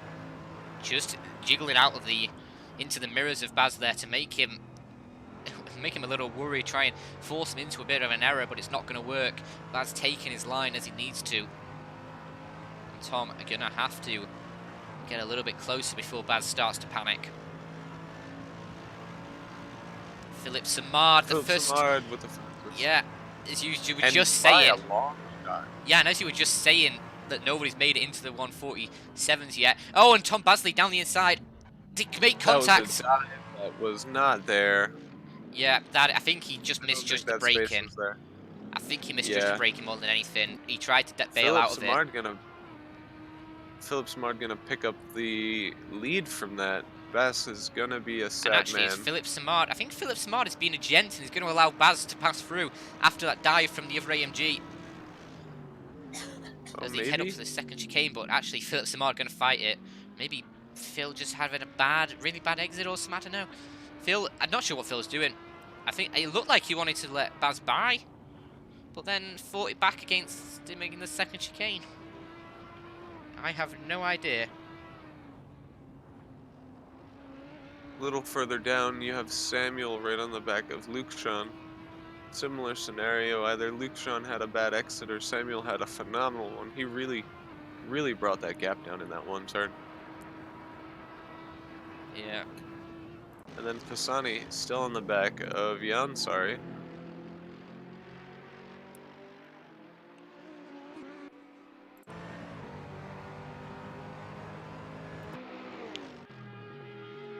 Jelly Walters looking for a pass opportunity. He's going to come in wheel to wheel, and there's a little bit of contact there, and they're both going to spin. Yannick Muller's going to pick up both positions. Meanwhile, Samuel's trying to gain the position on Luke Jemprachika in the Ascari chicane, but nothing's going to come of it there. And instead, he's going to try and do something towards Parabolica here. So we're right on board with him now. He's going to have the outside line for Parabolica. And actually, Luke Jemprachika, he's completely bailed out of that one. He allows Samuel to pass. And that is 1 position gain for him, up to 8th now.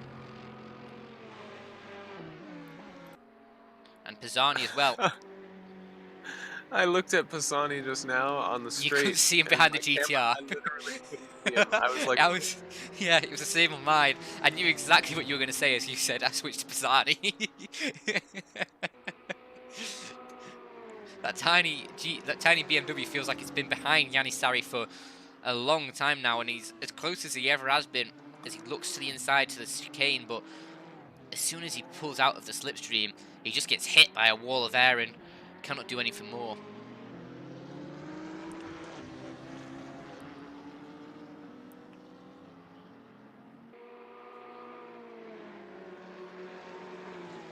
Luke John in the pits.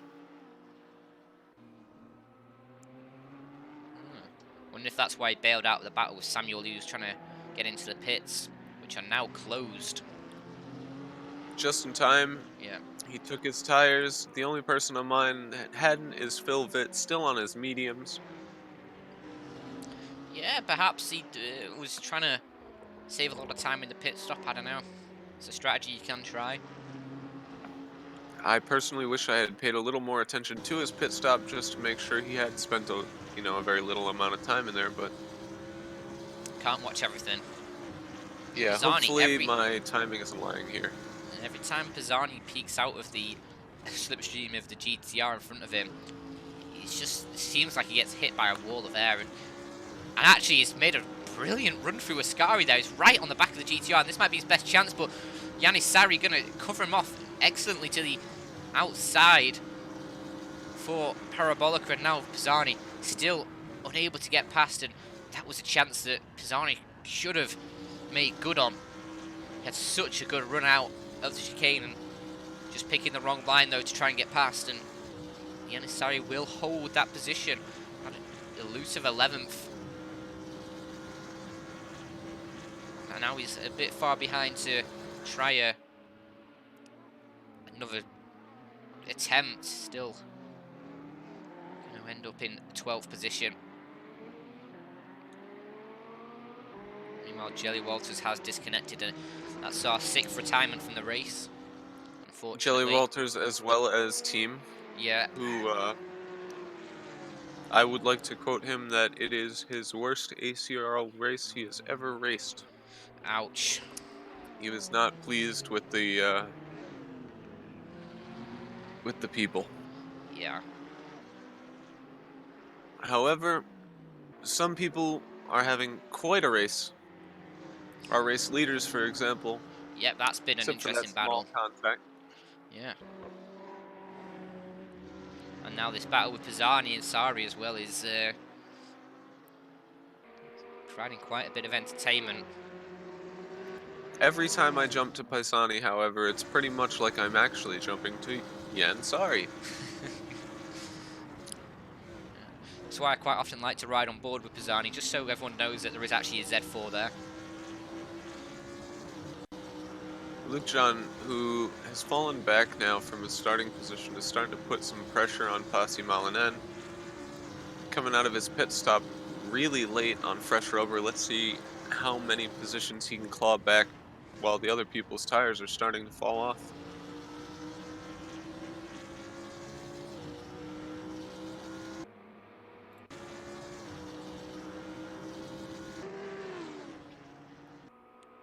And what was at one point a very close battle for the 1, 2, 3 has all spread out, almost a second in between each of them. Well, it's actually almost, yeah, about a second and a half between Boomer and Samad.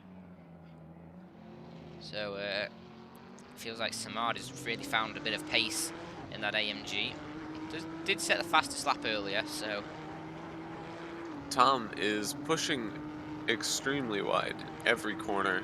He may be overdriving just a little now, frustrated with what happened, but you can tell he's trying to use everything he's got, and he keeps catching a little bit of dirt, slowing him down.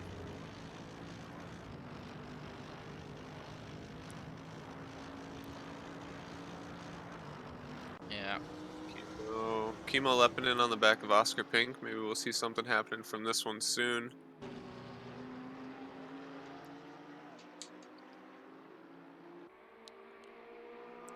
As much as I want to keep jumping to that Pisani Sorry, battle. It's every time I do the same exact scenario. Yeah, I've been sitting with it Just for a little while now, and just feels like Pisani can't get enough momentum down the straights. He's so quick through the corners, especially out of Ascari, and again, he's right on the back of this GTR as he head down towards Parabolica, but this is the closest he's yeah, been in some time. it's the first time he's pulled alongside him. He's tired of his shit. He's gonna take this position. Yeah, and he has the However, inside the hardest thing for him now is gonna be defending down the straight. every yeah, every single time he comes out of the turn, if it's not faster, he's just gonna get drag raced. Not only does the GTR have phenomenal acceleration, it also seems to gain quite a lot in the toe, as you can And see. yeah, Yanisari already on the attack against Pisani, down one straight. And Pisani, the brakes on that Z4 are amazing, so he's going to be able to outbrake him into turn one almost every time.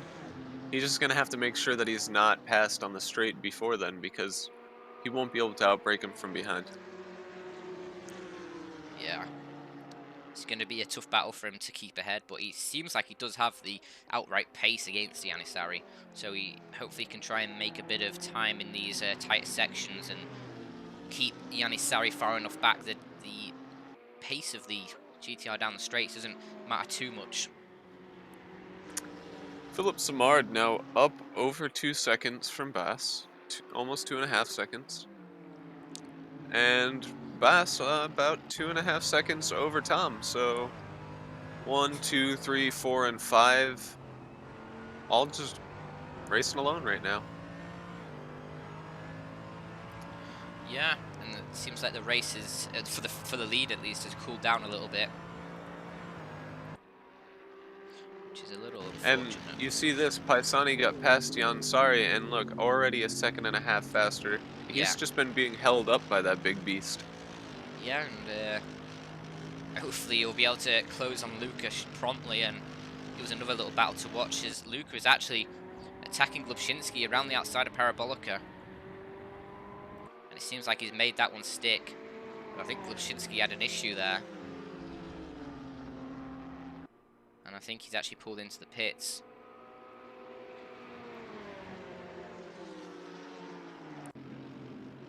Meanwhile, near the front of the field, Tumas, he's not far off Bien Mayor now. Second separating them. Tumas very slidey there through the first Lesmo. That's not going to help him try and catch the AMG ahead of him.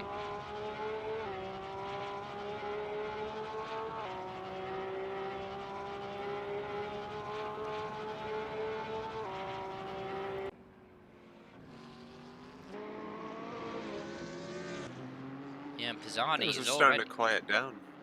Pisani's already less than a second away from Luca now.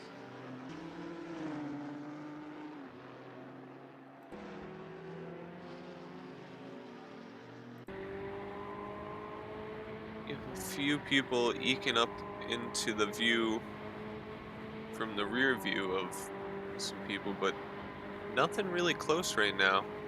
Luke Jean under half a second away from Passy Malanen, but only coming into the hard braking zone, so.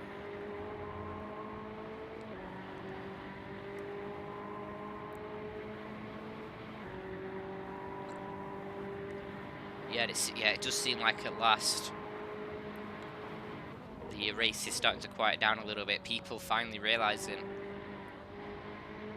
or at least just sort of finding their own individual pace. Seemed like we just had all of the action up until everyone made their pit stops. Then there's a little bit of action after that as some people made their way through the pack again, but feels like everything's calmed down and we are approaching a bit of a I'm trying to think of the word, a bit of a relaxed end. Let's just say that. Yannick Muller on softs looking to chase down Phil Vitt in the last bit of this race here. Yeah, the two Lamborghinis going to be Phil, going at it pretty soon. he's got those really old mediums on right now, so I can't imagine things are going too well for him. We would be at what, minute 55 right now for those mediums? What a lap.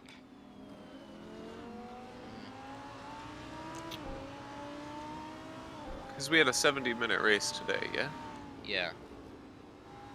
Yeah, so he's been on those mediums now for 55 minutes. He is gonna be having a hard time. I mean, his last lap was a 150.5. Not deadly slow, but definitely about a second and a half slower than Yannick Muller is doing.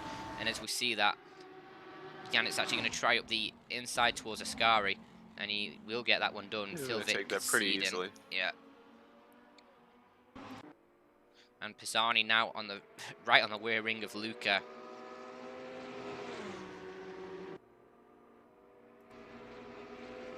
And he's going to be making that attempt into turn 1.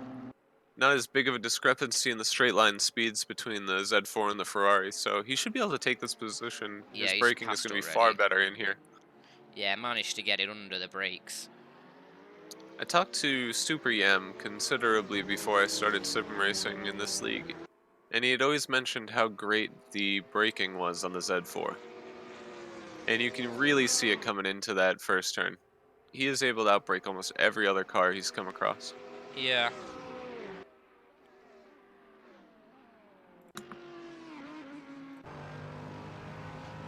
Philippe Samard still out in front, has a 2.5 second gap to Baz Boomer behind him. And another 3 seconds to Tom Basley. It seems like Samard, a bit of a dark horse. We were expecting the big battle between Baz Boomer and Tom Basley. But Philippe Samard snuck in there when there was that contact between the other two, and now he's leading the race, and he's proving that he's meant to be there with that fastest lap and continuing to put in the quick laps now.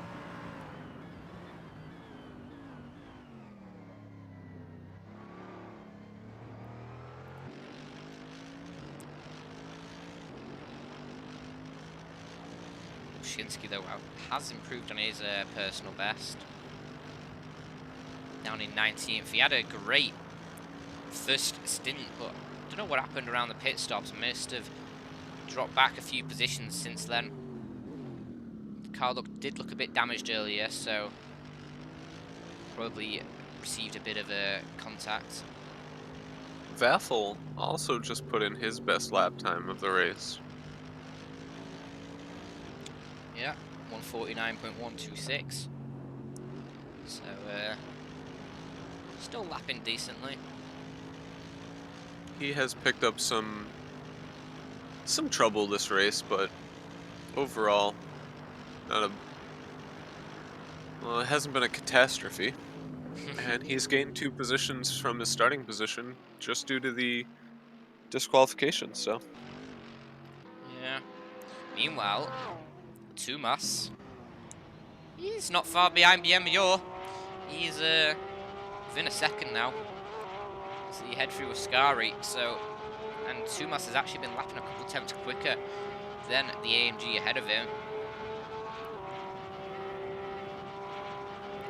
And again, this lap he's gained about 4 or 5 tenths already in the first 2 sectors.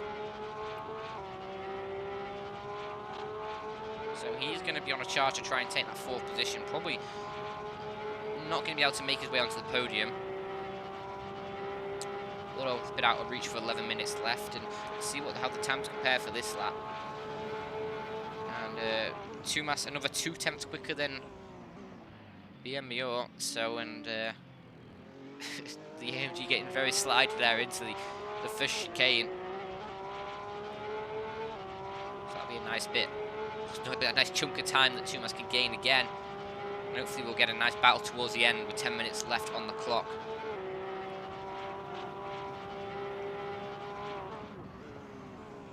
Tumas closing up so much under the brakes there. Maybe that was because he went a little bit deep Not getting the perfect line through that corner. Doesn't seem to have affected him too much, though. And it's interesting seeing the two different lines that the AMG and the Porsche took for that first Lesmo. Tumas taking a much sort of early apex line, while the AMG stays a bit wider at the entry. It hits a later apex, but both have their merits, and the AMG getting the grass a little bit there sends him a little bit wide. Not the perfect line through Ascari, and Tumas again gaining a bit more time this lap. And the AMG can just eat so much of those curbs through there, so Yeah, it is a bit barely of a seems tank. to unsettle it.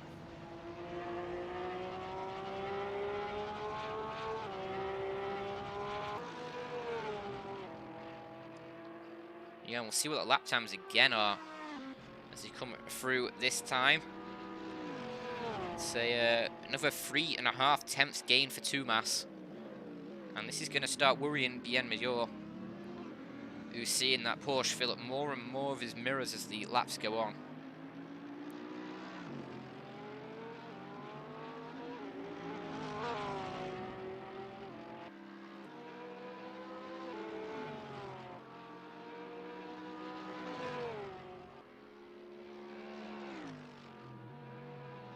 Thomas had been hot lapping until now, and with 10 minutes left in the race, he's finally decided that he would like to win.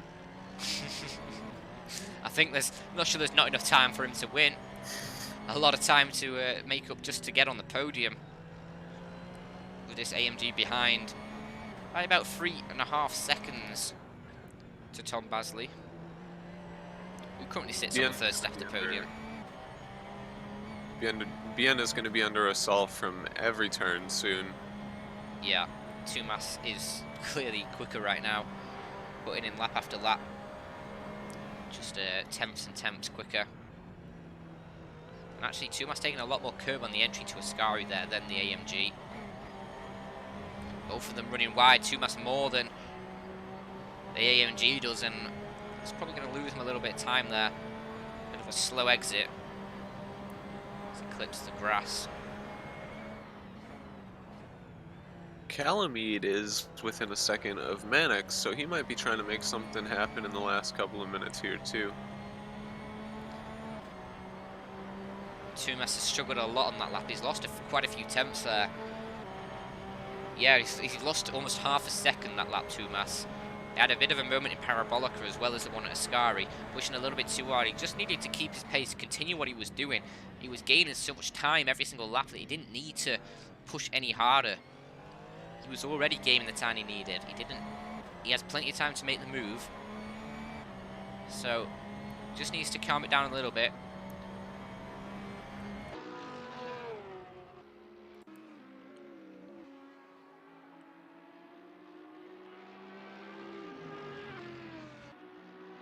And actually, Tumas, he's gained quite a lot already again. Gained about 4 tenths in that first sector alone. Yeah, his first sector is phenomenal. Yeah, actually it was 5 tenths in the first sector he's gained. But he will probably lose a little bit later in the lap through that final sector. Just doesn't need to push too hard. 6.5 minutes. There's still time to make this pass. Calamide thinking the same thing. He's clawing that distance down. But he can never seem to get it within striking distance right now. Tumas again struggling a little bit through Ascari. Takes a much more conservative route, but clips his inside wheel inside the curb. And that unsettles the car a little bit. Doesn't give him the best exit out of it. And again, he's dropped back in this final sector. He needs a clean exit from the Parabolica. Otherwise, his chances of 4th position might go up in smoke.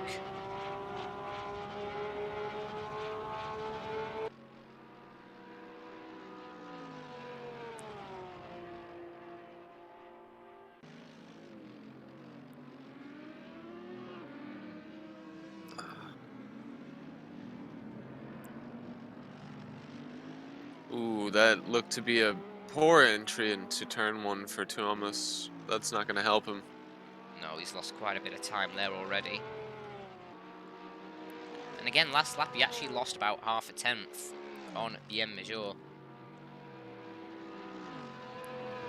And unless anybody makes a big mistake, you're looking at the last 5 minutes of this race, I think. Calamide, I don't think he has the pace to break the the distance between him and Mannux right now.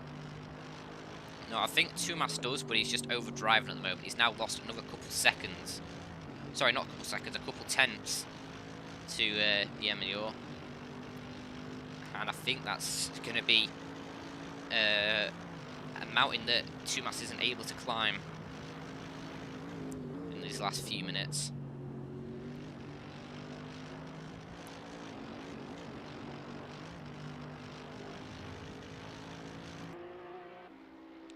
Tumas think just running onto the grass a little bit again. What were you going to say? the big notices today were Jan Sari, Kimo Lepinen, and Oscar Pink all moving up a lot of positions. Yeah, They started this race down at the bottom, and they've all ended up pretty much mid-pack, so... yeah, they've tried to keep out of his trouble, so... Oscar Pink, always consistent. He's a very clean guy, doesn't take too many risks, drives it nice, and he's not the fastest overall pace, but he's always seems to be a split one mid-pack guy and comes out with a very clean-looking car at the end of the race, so... Yeah, and Tumas lost, let me do my math, 7 tenths that lap. So, I don't think he's going to have a chance now. 1.5 seconds to No. make up? Probably not. Calamide, who was at one point 0.8 of a second on the straights behind Mannux, he's fallen back as well to about 1.1 second. 3 minutes left. It's going to take like a user error or maybe some hardware failure for anybody to gain up some positions, I think. God, I would Yeah, hate for as I someone to said, have some though, sort of hardware error right now. Where did these two just go through? Oh, okay, the first chicane. Yansari had been within striking distance, but quickly again fell to about a second. That first chicane on the timing will always get you. Yeah, yeah. Although he is within half a second right now, so... again... It's always the chicanes that give you hope.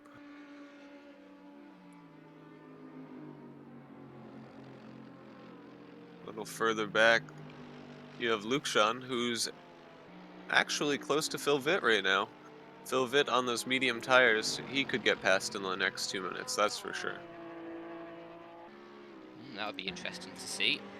A little bit of action to round out the race. Do you have Glebchinski and Vaffel on their third sets of soft? I have everyone but Phillips Mod on their first set. So, Oh, yeah, that's an issue. well, Phil Vitt is the only one on a single set today for me, Ah, mediums, and it shows Glebchinski and Vaffel both on their third sets of soft, which I can believe it, they yeah, are and considerably down. Prashnika is actually alongside into this Ascara chicane. They rub a little bit as they make the entry, but Lukshan gonna get the position, it seems, out against that Lamborghini. Yeah, not much drama there. Yeah. With those medium tires, we're looking at 69 minutes of use on those mediums, so quite normal to expect they're not going to be holding up too well. Yeah. I mean, Phil Vitt's still lapping in the 150s, but against the softs, not really gonna have much chance. No, and we're going to be reaching that last minute now. Philip Samard, our race leader, not even close to under attack. Bass Booma, 4 seconds down. Another 5 seconds behind him, you have our third podium position. That's Tom Basley. There was a good battle at some point during this race for the lead, but after a little bit of contact into turn one, Philip was able to just walk away with it and hasn't really had any competition since, so kudos to him for taking that opportunity, and it wasn't his accident cause, so I can understand why he didn't give back the position. Being a nice Yeah. guy only gets you second in this world. Yeah, I mean, obviously, no, as you say, no reason for him to give back the position. It wasn't his. It wasn't his attack that led them to them spinning out. He just gained from it. As we are on the final lap, and it seems like this is going to be the finishing order unless someone can make some sort of magical move. And Tumas is actually quite far behind BM Major now. He's had a very slow last lap, 4 seconds slower than AMG ahead of him. So I'm not sure what's happened for Tumas in those closing stages. He looks set to challenge for 4th.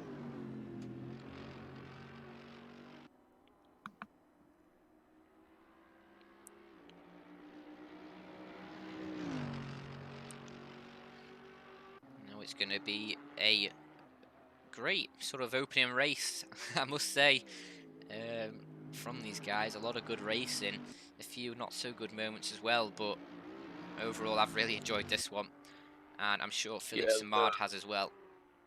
the race start was extremely exciting, really clean through the first lap, and then a little bit of hectic, but Yeah. And it is we going to kept the be majority of the field.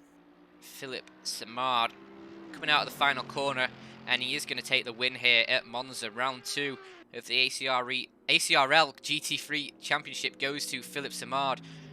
In second is Baz Boomer, who takes it in the Audi, and finally Tom Basley rounds out the podium. BN Major coming across the line.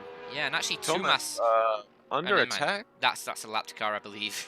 Oh, okay, yes. That is an Audi. As I mess up all the camera angles here. I'm not the best at observing, apparently. Samuel comes home in 8th. Pisani will be Matteo somewhere Pisani behind him. with the move of the day. What, managing to get past a GTR? Yes, absolutely. I give him so much credit for that one. He was behind that for so long, trying to find the right time to do it, and I really didn't think he was going to be able to stay out in front for so long in front of it, but he did. Oscar Pink coming across the line. Pete Roll, Yannick Muller coming in next. Then we have Luke Jean, whose last name I still can't pronounce. Krishnika. Let's just get Yes, sir. Phil Vitt. Looks like he might get drag raced to the finish right here by Kimo Lepinen. And yeah, Kimo... Nah, Phil Vitt took it by, well, 0.027. So close. 0.027 of a second. So close on that one. Yep. Those medium tires nearly failing him one more time. Passy Malinen coming across for the last person, and that will be the end of it. Yeah, and that's the race done. 70 minutes of high octane racing over with in the blink of an eye. It's been an exciting one for sure. And now we'll take a run through of those final results for everyone at home. Oof. So, obviously, with a stellar performance, we have Philippe Samard taking the win against all odds. Some would say. As actually, the race results haven't loaded, but yeah, it will be Philippe Samard taking the win. Baz Boomer second, Tom Basley in third.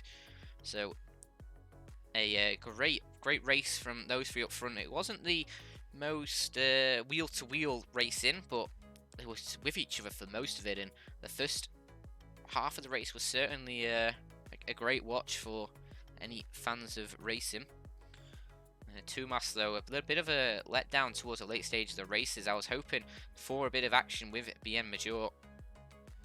Unfortunately, not going to be anything, well, nothing to come from that one. So, Shall we drag anybody in here for an Yeah. interview today? Yeah, go for it. I'd love to talk to some people about that race. See who's We available. only have 3 people we can choose from. So, would you like a Mark Martins, a Vaffel, or a Philip Samard? Philip Samard, definitely. You got to get the race winner in, don't Philip you? Samard, you are with us. How are you doing today? Hey, how are you? Very well. That was an excellent performance today. How do you feel about it? It was good. It's a shame that it ended badly for Bass with the end time with the contact. Yeah, actually, I wanted to ask you something. After that contact, you were quite slow heading to the second chicane. Were you thinking of letting Baz past, or was that just you had a mistake exiting the chicane as well? No, I was letting him trying to pass me back to try to have a fight to the end of the race. I think he didn't want the position back that way, so I think he slowed down. Oh, okay. He did get close enough to you to start battling again, but you really you had the pace after that. Yeah, I think he got damaged because he wasn't able to keep up at all. Yeah. Yeah. It was a bit of a. I don't think Tom Basley was actually attempting the pass either. I think it was more just outbraked himself, tried to avoid the contact, and ended up running over the curb on the inside. Yeah, ended up with contact. Yeah, from here it looked like a mistake. It was a bit clumsy in the braking zone. I think he switched lanes. I'm not sure what he was trying to do, but it wasn't the best. No, I feel like it did ruin a bit of what was shaping up to be a good fight to the finish between you three. But there was plenty of battles throughout the field to cater to our needs anyway. But a great race from you, and I think you ended up with the fastest lap of the race as well, which was impressive. The only person to break under that 1:48 barrier. So you definitely showed a lot of pace in that one. Yeah, it's great. I've been trying to do very little practice approach this season. It's a very different feeling in the race when you find actual tense here and there during the race. It's something that never happens when you reach near perfection during. Yeah, I mean, Good approach. it probably doesn't help the spirits of your opposition when you say, "Oh, I didn't really do much practice for this spawn," and you put in the best lap of the race, win by a decent margin. So everyone I think I think a few of the top guys have taken this approach as well, as not to do too many practice laps as well. So I think it balances out. Okay, that would that would make more sense with the performances there then. But I'm not sure if I have anything else to ask you apart from how are you expecting the AMG to be at the next race, the next round? Where is it? I'm not sure. I was hoping you knew, so I didn't have to. I didn't have to check. But I have no idea. The AMG is going to be decent pretty much everywhere. Here it probably was the strongest car, but on any track of the season, it's always going to be right at the front, if not, a bit. Well, I've just checked as well. The next race is Silverstone, and it is an 80-minute one actually as well. So the races keep getting longer and longer. But so how at Silverstone, you're not expecting that much, or you expecting a decent showing for the AMG again?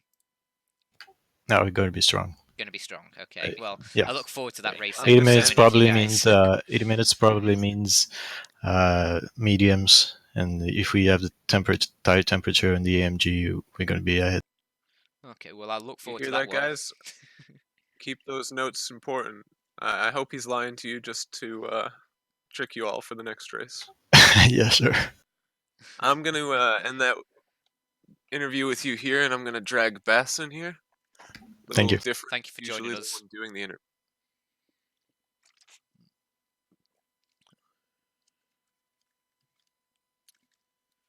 There we go. Hello, Baz. Are you there? Can you hear us? Oh, this is a stellar interview. Yes, hello. Hello. There we go. We're still listening to the interview with Phil. Oh, How You're trying to write all those notes down, are you? Sure, yeah. Gotta know your competition. So you really walked away with it for a long time, and then that contact really cost you. But how do you feel about it? Well, it was okay actually. I think I had a pretty good race. Thing is, I knew this beforehand that the pace of the Audi would drop slightly towards the end of the stint, about 2/10 a lap, I think, compared to the first laps. And for the AMG, I remember from Imola, the test race, some guys were talking that about that the pace of the AMG kept improving a bit towards the end of the stint. So I knew it was going to be tough, and I noticed that in the first stint as well, that Tom was getting much closer towards the end of the stint, and I think he tried to undercut me. But yeah, then Phil and I came ahead of him. I think I don't know if Phil came ahead after the pits, but yeah. So it was going to happen in the second stint as well, and well, Tom got close, but then the thing happened. During his undercut, he did manage to come out behind you, but I believe he came out in front of Phil. He did, yeah. Yeah. Yeah, so it worked out for him on one, but you still managed to keep the position. Right. We asked Philip.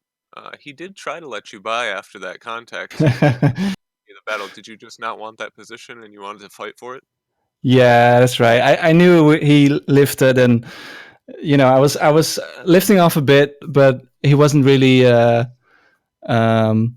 going for it. So I thought, well, I'll just take the outside, and then he can choose himself. I like that. I mean, that's as fair as it can be across the board. You both gave each other the choice, and then unfortunately for you, it seemed like he just had a bit more pace. Do you think you picked up a lot of damage from that small contact that held you back? I had a bit of damage, like a orange front splitter, but Oh it wow, wasn't too bad actually. your contact didn't seem so bad. I guess 100% damage really just is a lot stronger than I thought it would be. Yeah, but it didn't do that much. I didn't seem to lose much top speed at all, and I just understeered a little bit, which wasn't too bad because it would oversteer quite a bit towards the end of the stint anyway. So it was. Speaking of oversteer, shame on him. He skipped the race today. Übersteuer. But hey, thanks for joining us. Do you have Yeah, sure. anything you'd like to say regarding the upcoming race, Silverstone? I don't know. I hope it will be fun if the temperatures are good. I mean, it's a heavy track on the tires, so I hope for high temperatures, some mediums can be an option, especially on the Audi. But yeah, otherwise it's a fun track, has a nice flow, and we'll see. I hope we can finally see the grid contain all of the manufacturers. Yeah, just for once, just to Yeah. cater our souls. So we missed out the on the McLaren. Yeah. Yep, just the McLaren this time, and just the Audi last. Sorry, not the Audi, just Z4. the BMW. Yeah, Oh yeah. Paisani put up a really good performance in the Z4 today. I didn't expect it to do nearly as well. Yeah, nice. Well, I think Thomas did good too as well. By the way. Yeah, in the sorry. Porsche? Yeah. No, Yeah. he did. He picked up some issues near the end, but he was really strong. Oh. He loves his Porsche. Then they all.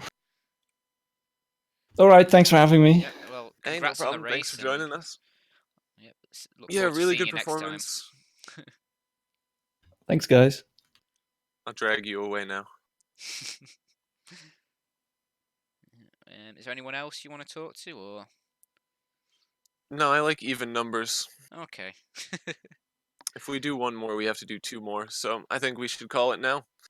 Yeah, maybe you're right. Yeah, I don't have anything else to say on this race apart from it was actually really entertaining. That 70 minutes flew by. Yeah, that was a fairly quick 70 minutes. I'll see you guys at Silverstone. Yeah, okay. I look forward to seeing everyone there again, and hopefully it'll be just as entertaining as this one, if not even better. So we'll see you guys next time.